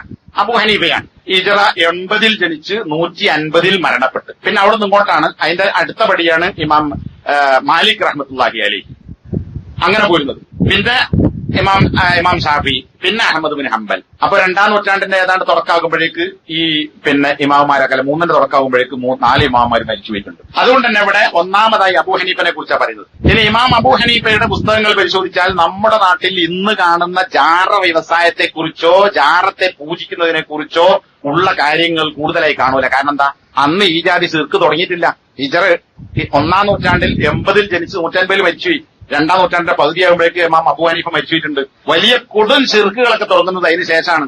എന്നാൽ പോലും അതിൽ നമുക്ക് കാണാം ഒരു വാചകം വായിക്കാം, ലാ യംബഗി ലി അഹദിൻ അൻ യദുഅല്ലാഹ ഇല്ലാ ബിഹി. അള്ളാഹുവിനെ ആരാധിക്കുവാൻ ഒരാൾക്കും പറ്റുകയില്ല ഇല്ലാ ബിഹി, അള്ളാഹുവിനെ കൊണ്ടല്ലാതെ. വദ്ദുആഇൽ മൗദൂനി ബിഹിൽ മദ്മൂരി ബിഹി, അനുവാദം നൽകപ്പെടുകയും കൽപ്പിക്കപ്പെടുകയും ചെയ്യപ്പെട്ടതായ. എന്നിട്ട് എന്താ കൊടുക്കുന്നത്? സൂറത്ത് അഹ്റാഫിലെ 180-ാമത്തെ ആയത്ത്. അള്ളാഹുവിന് അത്യുത്കൃഷ്ടമായ നാമങ്ങളുണ്ട്, അസ്മാഉൽ ഹുസ്നയുണ്ട്. അവ ഉപയോഗിച്ചുകൊണ്ട് അള്ളാഹുവിനോട് നിങ്ങൾ ദുആ ചെയ്യണം എന്നാണ്. ഇത് വിശദീകരിച്ചിട്ടാണ് ഈ വാചകം പറയുന്നത്. അപ്പൊ അതിൽ എന്ത് മനസ്സിലാക്കാം? അള്ളാഹുവിനോടാണ് ദുആ ചെയ്യേണ്ടത്. അള്ളാഹുവിനോട് ദുആ ചെയ്യുമ്പോൾ ഉപയോഗിക്കേണ്ടത് അള്ളാഹുവിന്റെ ഇസ്മുകൾ പറഞ്ഞുകൊണ്ടാണ്. യാ റഹ്മാൻ, യാ റഹീം, യാ അലീം, യാ ഖബീർ, യാ ഖാദിർ, യാ മുഖ്തദിർ, യാ ഗഫൂർ എന്നൊക്കെ പറഞ്ഞാൽ അള്ളാഹുവിന്റെ ഇസ്മുകൾ പറഞ്ഞ് വിളിച്ചുകൊണ്ട് ദുആ ചെയ്യണം. ഇത് അവനോടായിരിക്കണം ദുആ ചെയ്യേണ്ടത്, അള്ളാഹു അല്ലാത്തവരോടും പാടില്ല. നേരത്തെ പറഞ്ഞ കറകളഞ്ഞ തൗഹീദ്. ഇനി അദ്ദേഹത്തിന്റെ വേറൊരു വാചകമുണ്ട്. അതെന്താണ്? യുക്റഹു അൻ യഖൂല ദാഇ അസ്അലുക ബിഹഖി ഫുലാനിൻ ഔ ബിഹഖി അംബിയായിക വറുസുലിക വബിഹഖിൽ ബൈത്തിൽ ഹറാമി വൽ മസ്ജിദിൽ ഹറാം. ഒരു ദുആ ചെയ്യുന്നവൻ ഇങ്ങനെ പറയൽ കറാഹത്താക്കപ്പെടും. കറാഹത്ത് എന്ന് പറഞ്ഞാൽ 2 അർത്ഥമുണ്ട്. ഇന്ന് പലപ്പോഴും അത് ഉപയോഗിക്കപ്പെടുന്നത് കറാഹത്ത് എന്ന് എന്താ? ചെയ്താൽ ശിക്ഷയില്ലാത്തതും എന്നാൽ ഒഴിവാക്കേണ്ടതുമായ ചെയ്താൽ കുറ്റം കിട്ടുമല്ല, അങ്ങനത്തെ കാര്യമാണ്. എന്നാൽ പൂർവ്വകാല പണ്ഡിതന്മാർ സഹാബത്തും സലഫുകളുമായ ആളുകൾ കറാഹത്ത് എന്ന വാക്ക് ഹറാം എന്ന അർത്ഥത്തിൽ ഉപയോഗിച്ചിട്ടുണ്ട്. ആദ്യകാലത്തെ പണ്ഡിതന്മാർക്ക് ആ അർത്ഥത്തിൽ ലഭിച്ചത്. അപ്പൊ ഇവിടെ യുക്റഹു ഹറാമാക്കപ്പെടും. അൻ യഖൂല ദാഇ, ദുആ ചെയ്യുന്ന ഒരാൾ പറയൽ, അസ്അലുക അല്ലാഹുവേ നിന്നോട് ഞാൻ ചോദിക്കുന്നു. ഇവിടെ അല്ലാഹ് അല്ലാത്തവരോടല്ല ദുആ. അല്ലാഹുവേ നിന്നോട് ഞാൻ ചോദിക്കുന്നു ബിഹഖി ഫുലാനിൻ, ഇന്ന ആളുടെ ഹക്ക് കൊണ്ട്. ഇത് സാധാരണ നമ്മുടെ നാട്ടിൽ ചെയ്യുന്നതാണ്. ഷാഫിയോടേക്ക് ഉണ്ട്, ഇവിടെ ഹനഫിയോടേലും ഉണ്ടാവും. മുഹമ്മദ് നബിയുടെ ഹക്ക് കൊണ്ട്, അബ്ദുൽ ഖാദിർ ജീലാനിയുടെ ഹക്ക് കൊണ്ട്, ബദരീങ്ങളുടെ ഹക്ക് കൊണ്ട്. ഹക്ക് എന്ന് പറഞ്ഞാൽ അവകാശം എന്നാണ്. അയാൾ അവകാശം കൊണ്ട് എനിക്ക് തന്നെ അറിയാൻ പറ്റോ? അപ്പൊ ഇവിടെ ഇരിക്കുന്ന ഒരാളെ ചൂണ്ടി നിങ്ങളെ അവകാശം കൊണ്ട് ഞാൻ പറയാണ്, ഇയാളുടെ അവകാശം കൊണ്ട് എനിക്ക് തരണോ? ഞാൻ മറ്റൊരാൾ 3-ാമത്തെ ആളോട് ചോദിച്ചാലോ? ഈ ചലക്കാതെ പോടുന്ന അറിയില്ലേ? എന്റെ അവകാശമാണ് എനിക്ക് തരാം. അയാളുടെ ഹക്കാണെങ്കിൽ അയാൾ പറയണോ? എന്റെ ഹക്കാണെങ്കിൽ അയാൾ കൊടുത്താളാ. അതുപോലത്തെ ചോദ്യമാണ്. അയാളുടെ ഹക്ക് കൊണ്ട്, ബദരീങ്ങളുടെ ഹക്ക് കൊണ്ട് ഞങ്ങൾക്ക് തന്നെ, ബദരീങ്ങളുടെ ഹക്ക് നമുക്ക് തരാനുള്ളതാ. അയാൾ ഹക്ക് അള്ളാഹിനോട് വെച്ചാൽ അള്ള നമുക്ക് തരുമോ? ഓര് പറയണം. അപ്പോ വേറെ ഒരാളുടെ ഹക്ക് കൊണ്ട്, അത് ആരുടേന്നല്ല. ഔ ബിഹഖി അംബിയായിക, ഒരു നബി മാത്രല്ല, അള്ളാഹുവേ നിന്റെ എല്ലാ നബിമാരുടെയും ഹക്ക് കൊണ്ട് നിന്നോട് ഞാൻ ചോദിക്കുന്നു. വറുസുലിക, നിന്റെ ദൂതന്മാരുടെ ഹക്ക് കൊണ്ട് ഞാൻ ചോദിക്കുന്നു. കഅബാലയത്തിന്റെ ഹക്ക് കൊണ്ട് ഞാൻ ചോദിക്കുന്നു. മസ്ജിദുൽ ഹറാമിന്റെ ഹക്ക് കൊണ്ട് നിന്നോട് ഞാൻ ചോദിക്കുന്നു എന്ന് പറയൽ ഹറാമാകുന്നു. അപ്പൊ എന്താ? മറ്റൊരാളുടെ ഹക്ക് കൊണ്ട് ചോദിക്കുക എന്നുള്ളത് ഹറാമാവൂല, അത് കറാഹത്താണ്. എന്നാൽ ചില സമയത്ത് അത് ഹറാമാകുന്നത് ശിർക്കാകുന്നതുമുണ്ട് എന്ന് പണ്ഡിതരെ പറഞ്ഞിട്ടുണ്ട്. അപ്പൊ അത് വല്ലാത്ത കുഴപ്പമില്ലാത്തൊരു കാര്യം എന്നാണ് വിശ്വസിക്കില്ല. എന്നാൽ അതിനെക്കുറിച്ച് പോലും ഇമാം അബൂ ഹനീഫ് പറഞ്ഞത് എന്താ? പാടില്ലാത്ത കാര്യമാണ്. അപ്പൊ പിന്നെ അള്ളാഹു അല്ലാത്തവരോട് ദുആ ചെയ്യലോ അത് ശിർക്കാന്നുള്ളതിൽ പിന്നെ അബൂ ഹനീഫിക്ക് തർക്കമുണ്ടാവോ? ഇല്ല, അതില്ല എന്നുള്ളത് മോളത്തെ ആയത്തെ വിശദീകരിച്ചുകൊണ്ടും അദ്ദേഹം പറഞ്ഞു. ഇങ്ങനെ ഒരുപാട് കാര്യങ്ങൾ അദ്ദേഹത്തിന്റെ പുസ്തകത്തിൽ നമുക്ക് കാണാൻ സാധിക്കും. ഇനി അബൂ ഹനീഫയുടെ പേരിലാണ് ഹനഫി മദ്ഹബ് എന്നത് അറിയപ്പെടുന്നത്. ഈ നേരത്തെ ഞാൻ പറഞ്ഞു അൽ ഫിഖ്ഹുൽ അക്ബർ എന്ന് പറയുന്ന ഒരു പുസ്തകമുണ്ട് ഇമാം അബൂ ഹനീഫ റഹ്മത്തുള്ളാഹി അലൈഹിക്ക്. അദ്ദേഹത്തിന്റെ ഈ വിശ്വാസപരമായ കാര്യങ്ങളൊക്കെ കൂടുതൽ പ്രതിപാദിക്കുന്നത് ആ പുസ്തകത്തിലാണ്. ആ പുസ്തകത്തിലുള്ള കുറെ വാചകങ്ങളുണ്ട്, ഞാൻ അതിലേക്ക് പോകുന്നില്ല. പിന്നെ ഹനഫി മദ്ഹബിലെ അറിയപ്പെടുന്ന ഒരു പണ്ഡിതനാണ് ഇമാം ത്വഹാവി. ഇത് കേൾക്കാത്ത ആളുണ്ടാവില്ല. ത്വഹാവി ഇമാം. ഈ ത്വഹാവി ഇമാമിന്റെ അഖീദ എന്ന് പറയുന്ന ഒരു പുസ്തകമുണ്ട്. അതാണ് അൽ അഖീദത്തു ത്വഹാവിയ. ഇത് ആകെ 10-30 ജില്ലാ പേജാണ്. അതിന്റെ മുഖദ്ദിമയെ അവസാനമാക്കി കഴിഞ്ഞാൽ 25 പേജുണ്ട്. ഈ 25 പേജിൽ തന്നെ ചില പേജിൽ ഒരു വരി ഒഴിച്ച് ബാക്കി ഷെയ്ഖ് ഇബ്നു ബാസിന്റെ തൈലീഖാണ്. ഈ തൈലീക്ക് കൂടി കുറച്ചാൽ ഒരു ഇതന്നെ ചെറിയ സൈസാണുള്ളത്. ഒരു A4 സൈസിലേക്ക് മാറ്റിയാൽ ഇത് ചിലപ്പോൾ ഒരു 5 6 പേജിലേക്ക് ഈ സാധനം ഉണ്ടാവുള്ളൂ. പക്ഷെ ഇസ്ലാമിന്റെ അഖീദയുമായി ബന്ധപ്പെട്ട നബിയിൽ വിശ്വസിക്കേണ്ട കാര്യങ്ങളും സഹാബത്തിനോട് സ്വീകരിക്കേണ്ട നിലപാടുകളും അതുപോലെ തന്നെ ഖുലഫാഉർ റാഷിദുകളോട് സ്വീകരിക്കേണ്ട നിലപാടുകളും ഭരണാധികാരിയോട് സ്വീകരിക്കേണ്ട നിലപാടുകളും സ്വർഗനരകവുമായി ബന്ധപ്പെട്ട കാര്യങ്ങളും ഇതൊക്കെ വളരെ സംക്ഷിപ്തമായി ഇതിൽ കൊടുത്തിട്ടുണ്ട്. ഇതിന് ലോകത്ത് ഒരുപാട് പണ്ഡിതന്മാർ ശർഹ ചെയ്തിട്ടുണ്ട്. അതുകൊണ്ട് ഇതിലുള്ള ചില കാര്യങ്ങൾ കൂടി ഞാൻ ഇവിടെ വായിക്കാം. എന്തിനാണ്? ഹനഫി മദ്ഹബിന്റെ അഖീദ എന്താണ്, എന്നാൽ ഹനഫികൾ എന്ന് പറയുന്നവർ വിശ്വസിക്കുന്ന അഖീദ എന്താണ്? ഇതിന്റെ ഒന്നാമത്തെ പേജിൽ തന്നെ ഇന്നല്ലാഹ വാഹിദുൻ ലാ ശരീക ലഹു, അള്ളാഹു ഒരുവനാകുന്നു, അവന് യാതൊരു പങ്കുകാരനുമില്ല. അള്ളാഹുവിന് പങ്കുകാരനില്ലെന്നാണ് അർത്ഥം. ദുആ ചെയ്താൽ എന്തായി? വേറെത്തോട് ദുആ ചെയ്താൽ അയാൾ എന്താക്കി? പങ്കുകാരനാക്കി. മഴ പെയ്യിപ്പിക്കാൻ അബ്ദുൽ ഖാദർ ജീലാനിക്ക് കഴിവുണ്ട്, അല്ലെങ്കിൽ മമ്പറത്ത് തങ്ങൾക്ക് കഴിവുണ്ട് എന്ന് വിശ്വസിച്ചാൽ, അബ്ദുൽ ഖാദർ ജീലാനിക്ക് മരിച്ചവരെ ഖബറിൽ ജീവിപ്പിക്കാൻ കഴിവുണ്ട് എന്ന് വിശ്വസിച്ചാൽ, പക്ഷികളെ അറുത്തിട്ട കോഴികളെ പാറിപ്പറത്താൻ കഴിവുണ്ട് എന്ന് വിശ്വസിച്ചാൽ അതൊക്കെ എന്തായി? ശിർക്കായി. വലാ യസ്ബഹുൽ അനാമ, ഞാൻ ഇടക്കുള്ള വാചകട്ട വയ്ക്കുന്നത്, ഇവിടെ മനസ്സിലാക്കേണ്ട വിഷയങ്ങൾ മാത്രം ബാക്കി. വലാ യസ്ബഹുൽ അനാമ, അള്ളാഹു സുബ്ഹാനഹു വ തആല സൃഷ്ടികളോട് സാദൃശ്യപ്പെടുകയില്ല. അള്ളാഹ് ആരോട് സാദൃശ്യപ്പെടൂല? സൃഷ്ടികളോട് സാദൃശ്യപ്പെടൂല. സൃഷ്ടികളോ അള്ളാഹുവിനോടും സാദൃശ്യപ്പെടുകയില്ല. അത് വേറെ പുസ്തകത്തിൽ പറയുന്നുണ്ട്. അപ്പൊ എന്തായി? നമ്മളെ നാട്ടിലെ ആൾക്കാരുടെ വിശ്വാസം എന്താ? സൃഷ്ടികൾക്ക് അള്ളാഹുവിന്റെ അവസ്ഥയിൽ എത്താൻ പറ്റും. അള്ളാഹുവിന് കഴിയുന്നതൊക്കെ ആർക്കും കഴിയും, അള്ളാഹുവിന്റെ ഔലിയാക്കന്മാർക്കും കഴിയും. അപ്പൊ ഈ പറഞ്ഞതിനെതിരായി അള്ളാഹു സൃഷ്ടികളോട് സാദൃശ്യപ്പെടുകയില്ല, സൃഷ്ടികൾ അള്ളാഹിനോടും സാദൃശ്യപ്പെടുകയില്ല. ഏത് വലിയ ഔലിയാപ്പാണെങ്കിലും. അപ്പൊ എന്താ? നബി അള്ളാഹിന്റെ സ്ഥാനത്തേക്ക് എത്തൂല. എന്നാൽ നമ്മുടെ നാട്ടിലെ ഈ പറയുന്ന ഷാഫികളും ഹനഫികളും വിശ്വസിക്കുന്ന എന്താ? അള്ളാഹുവിന്റെ ഔലിയാക്കൾ അള്ളാഹുവിനെ പോലെയാകും.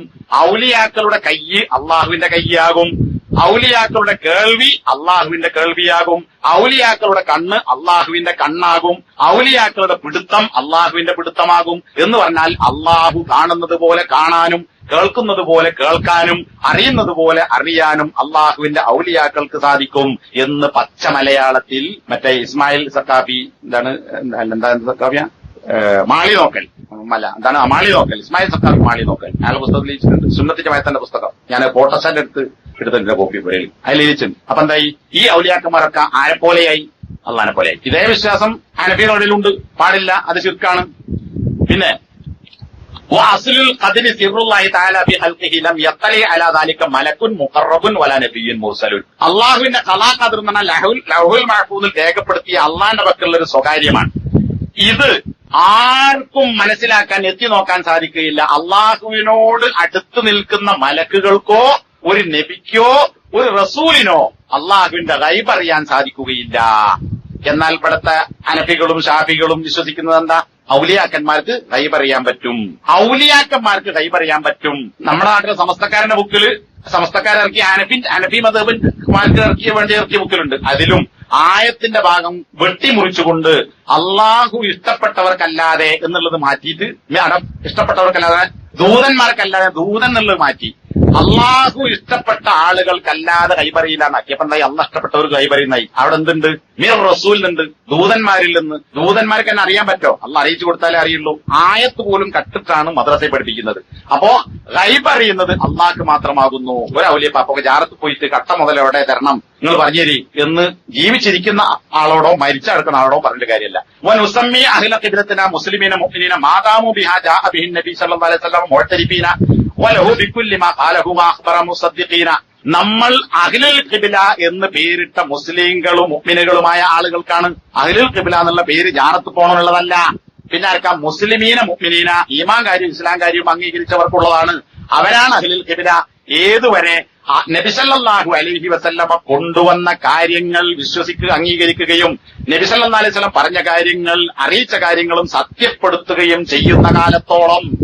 അപ്പൊ നബി പറഞ്ഞതിനെതിരായി ചെയ്തവൻ, നബി പറഞ്ഞ തൗഹീദിനെതിരിൽ ശിർക്ക് പ്രവർത്തിക്കുന്നവൻ നമ്മൾ പേരിട്ട അഹ്ലുൽ ഖിബ്ലയിൽ പെട്ടവരല്ല. അതിനർത്ഥം എന്താ? ശിർക്ക് ചെയ്യുന്നവൻ എന്ത് പെടൂല? അഹ്ലുൽ ഖിബ്ലയിൽ പെടുകയില്ല. അപ്പൊ ജാറത്ത് പോണവൻ അഹ്ലുൽ ഖിബ്ലയാവുകയില്ല, നമ്മുടെ കൂട്ടത്തിൽപ്പെട്ട ആളല്ല. ഇനി വത്തഫാദുലു ബൈനഹും ബിൽ ഖശിയത്തി വത്തുഖ വമുഖാലഫത്തിൽ ഹവ വമുസാലബത്തിൽ ഔ മുലാസബത്തിൽ ഔല. സഹാബികളെ കുറിച്ച് പറയാം. സഹാബികളിൽ ഏറ്റ വ്യത്യാസമുണ്ട്. എല്ലാ സഹാബികളും ഒരേ പദവിയിലല്ല, അത് ഖുർആൻ തന്നെ പറഞ്ഞിട്ടുണ്ട്.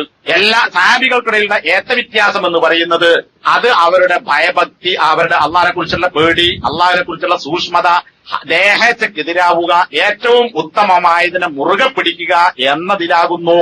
വൽ മുഅ്മിനീന കുല്ലുഹും ഔലിയാഉർ റഹ്മാൻ, മുഅ്മിനീങ്ങളൊക്കെ അള്ളാഹുവിന്റെ ഔലിയാക്കളാകുന്നു. ആരാ ഔലിയ? മുഅ്മിൻ. ഭ്രാന്തെടുത്ത് നടക്കുന്ന, പച്ച പുതച്ച, നമസ്കരിക്കാത്ത, കുളിക്കാത്ത, പല്ല് തേക്കാത്ത, മുടി ജടപിടിച്ച, ഒരു ഇബാദത്തും ചെയ്യാത്ത ഭ്രാന്തന്മാരായി നടക്കുന്നവൻ ആരല്ല? ഔലിയല്ല. ഔലിയാകുന്നത് ആരാണ്? എല്ലാ സത്യവിശ്വാസിയും ഔലിയാണ്. ഇത് ഖുർആനിലുള്ളതാണ്. അക്രമുഹും ഇൻദല്ലാഹി, അള്ളാഹുവിനടുക്കൽ ഏറ്റവും വലിയ ഔലിയാരാണ്? അത്വഉഹും, അള്ളാഹുവിനെ ഏറ്റവും നന്നായി അനുസരിക്കുന്നവനാണ്. അത്ബഉഹും ലിൽ ഖുർആനി, ഖുർആനിനെ ഏറ്റവും നന്നായി പിൻപറ്റുന്നവനാണ്. എന്നാൽ നമ്മുടെ നാട്ടിലെ ആൾക്കാരുടെ വിശ്വാസം എന്താ? ഏറ്റവും വലിയ ഔലിയ അള്ളാഹുവിന്റെ നിയമം പാലിക്കാത്തവൻ, റമളാൻ മാസത്തിൽ നോമ്പ് നോൽക്കാത്ത, പച്ചക്ക് ആളുകൾ കാണെ വെള്ളം കുടിച്ച, മറ്റേ മടവൂര് ഔക്കർ അബൂബക്കർ, മടവൂർ അബൂബക്കർ, നോമ്പുൽക്കാത്ത മനുഷ്യൻ, നിസ്കരിക്കാത്ത മനുഷ്യൻ, ആരും കാണാതെ 10 കൊല്ലക്കാലം പീടിയപ്പുറത്ത്, മാളികപ്പുറത്ത് തന്നെ പീടിയപ്പുറത്ത് താമസിച്ച മനുഷ്യൻ, ഭ്രാന്തായി നടന്നവൻ, കട്ട ക്ലീൻ ഷേവ്. ഞാൻ എന്റെ ജീവിതത്തിൽ ചെറുപ്പകാലത്ത് അദ്ദേഹത്തെ നേരെ കണ്ടിട്ടുണ്ട്, ഒന്നല്ല പലതവണ. എന്റെ വല്യമ്മന്റെ വീട്ടിൽ ഖുറാഫാത്താണ്, ഉമ്മന്റെ അവിടെ എപ്പോഴും ഖുറാഫാത്താണ്. ആ വീട്ടിൽ പലവട്ടം വന്നിരുന്നു. അയാളെ കുളിപ്പിക്കുന്നതും, അയാൾ ചായ കുടിക്കുന്നതും, അയാൾ കുടിച്ച ഗ്ലാസ്, ഇത്രയുള്ള ഗ്ലാസ്സിൽ ചായ എടുത്തിട്ട് അയാൾ നാവുപടെ വെക്കും. ബാക്കി പിന്നെ ഒരു 100 ആൾ, എത്ര ആളുണ്ട് അത്ര ആൾക്കാർ നക്കിപ്പോവും. ഇതൊക്കെ എന്റെ കണ്ണുകൊണ്ടുണ്ടാ ചെറുപ്പകാലത്ത്, ഒരു 10 വയസ്സിന്റെ താഴെ. അപ്പോ അയാളെ ചിത്രന്റെ മനസ്സിൽ ശരിക്കുണ്ട് ആ ക്ലീൻ ഷേപ്പും ഒരു തൊപ്പിയൊക്കെ വെച്ചിട്ട് ഇങ്ങനെ തുണിയെടുത്ത് നടന്നു പോകുന്നത്. പിന്നെ ആർക്കെ ഷർട്ട്. ഭ്രാന്തന്മാരാണ്. പക്ഷെ ഇവരെ ഈ ഭ്രാന്തന്മാരാണ് നമ്മുടെ നാട്ടിൽ ഏറ്റവും വലിയ ഔലിയ. ഇവിടെ പറയണ എന്താ? അള്ളാഹുവിനെ ഏറ്റവും കൂടുതൽ അനുസരിക്കുകയും ഖുർആൻ ഏറ്റവും കൂടുതൽ പിൻപറ്റുകയും ചെയ്യുന്നവൻ. എന്നാലോ ഇവിടുത്തെ ഔലിയാക്കന്മാരാ? ഔലിയാക്കന്മാർക്ക് അള്ളാന്റെ ശരീഅത്ത് ബാധകമല്ല എന്ന ബലി പറയണേ. അതുകൊണ്ട് നിസ്കരിക്കേണ്ടതില്ല, നോമ്പ് നോൽക്കേണ്ടതില്ല, ഓൽക്ക് അള്ളാന്റെ ഹുക്മ് ബാധകമല്ല. എന്നാൽ ഹനഫി മദ്ഹബിലെ ഏറ്റവും വലിയ പണ്ഡിതനായ തഹാബി റഹ്മത്തുള്ളാഹി അലൈഹി അദ്ദേഹം പറയുന്നത് എന്താ? ഇവരൊന്നും അള്ളാന്റെ ഔലിയാക്കന്മാരല്ല. പിന്നെ വഅഹ്ലുൽ കബായിർ ഫിന്നാരി ലാ യഖ്ലുദൂന, ആ കബായിറിന്റെ ആളുകൾ നരകത്തിലാണ്, പക്ഷെ നരകത്തിൽ ശാശ്വതരാവുകയില്ല.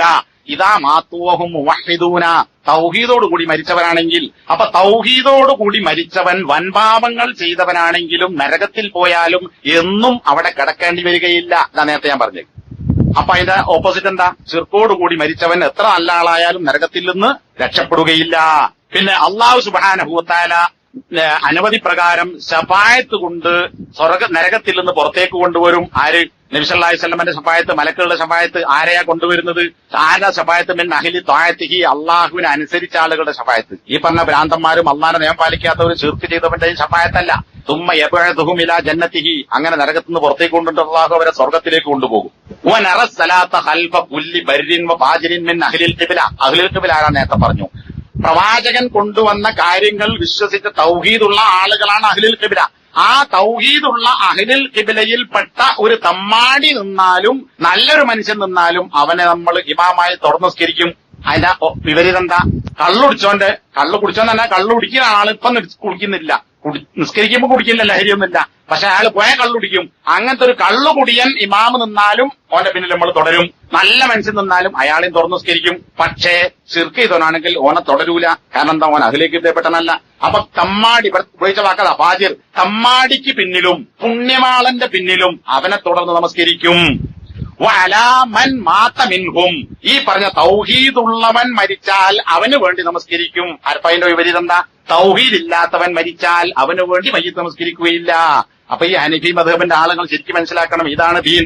ഇന്ന് നാട്ടിൽ ഹനഫികൾ ചെയ്യുന്നതല്ല ദീൻ. വലാ നഷ്ഹദു അലൈഹിം ബിൽ കുഫ്രി വലാ ബിശിർക്കിൻ വലാ നിഫാഖിൻ, ഒരാളെ സംബന്ധിച്ച് നമ്മൾ വിശ്വസിക്കും അവൻ മുസ്ലിമാണെന്ന്. കുഫ്ർ ശിർക്ക് നിഫാഖ് മാലം യദ്ഹർ മിൻഹു ശൈഉം മിൻ ദാലിക, ഈ പറഞ്ഞ കാര്യങ്ങളിൽ എന്തെങ്കിലും ഒന്ന് അയാളിൽ നിന്ന് ലാഹിറാകുന്നതുവരെ. ഒരാളിൽ നിന്ന് ശിർക്ക് ലാഹിറായാൽ അയാൾ പിന്നെ പുതുമുസ്ലിമാണ്, കൂട്ടിപ്പിടിക്കാവുന്ന മുസ്ലിമാണ് എന്ന് പറയില്ല. ശിർക്ക് വെളിപ്പെട്ടാൽ, കുഫ്ർ വെളിപ്പെട്ടാൽ, നിഫാഖ് വെളിപ്പെട്ടാൽ അത് അവരെക്കുറിച്ച് നമ്മൾ സാക്ഷ്യം വഹിക്കും. ഇയാൾ ശിർക്കുള്ളവനാണ്, ഇയാൾ കുഫറുള്ളവനാണ്, ഇയാൾ നിഫാഖുള്ളവനാണ്. അപ്പൊ ലാഹിറായി ബോധ്യപ്പെട്ട പിന്നെ ഓനെ മുസ്ലിമായി എണ്ണാൻ പറ്റൂല. ഓൻ അപ്പേരാ പിന്നെ കൊടുക്കേണ്ടത്. ഏത്? ശിർക്കുള്ളവൻ മുശ്രിക്, കുഫറുള്ള കാഫിർ, നിഫാഖുള്ള മുനാഫിഖ് എന്നതാണ് പറയേണ്ടത്. അപ്പോ ഈ കാര്യങ്ങൾ ഒക്കെ അല്ലാഹു സുബ്ഹാനഹു വ തആല തൗഫീഖ് കൊണ്ട് ഹനഫി പണ്ഡിതന്മാർ തന്നെ വിശദീകരിച്ചിട്ടുണ്ട്. അപ്പോ ഈ പുസ്തകത്തിന്, ഈ പറയുന്ന ഏതാനും പേജുള്ള ഈ പുസ്തകത്തിന് അബുൽ ഇസ് എന്നറിയപ്പെടുന്ന ഹനഫി പണ്ഡിതൻ, അബുൽ അൽ ഹനഫി എന്നാണ് അദ്ദേഹം അറിയപ്പെടുന്നത്. അദ്ദേഹം ഒരുപാട് പേജുള്ള ഒരു ഷർഹ് ചെയ്തിട്ടുണ്ട്. ഒരാൾ മാത്രമല്ല, ഒരുപാട് ആളുകൾ. ഇനി നിങ്ങൾക്ക് സൈറ്റിലൊക്കെ പരിശോധിച്ചാൽ ഹനഫി മദ്ഹബിലെ പണ്ഡിതന്മാർ തൗഹീദ് നൽകിയിട്ടുള്ള സേവനങ്ങൾ എന്ന് പറഞ്ഞിട്ട് സൈറ്റിൽ കാണാം. ബൃഹത്തായ ഒരുപാട് വാള്യങ്ങളിലുള്ള പുസ്തകങ്ങൾ തന്നെയുണ്ട്. അതൊക്കെ തൗഹീദിന് വേണ്ടി ശബ്ദിച്ച ആളുകളാണ്. അപ്പോ ഹനഫി മദ്ഹബ് എന്ന് പറയുന്നത് ശിർക്കിന്റെ മദ്ഹബല്ല, ഷാഫി മദ്ഹബും ശിർക്കിന്റെ മദ്ഹബല്ല. പക്ഷെ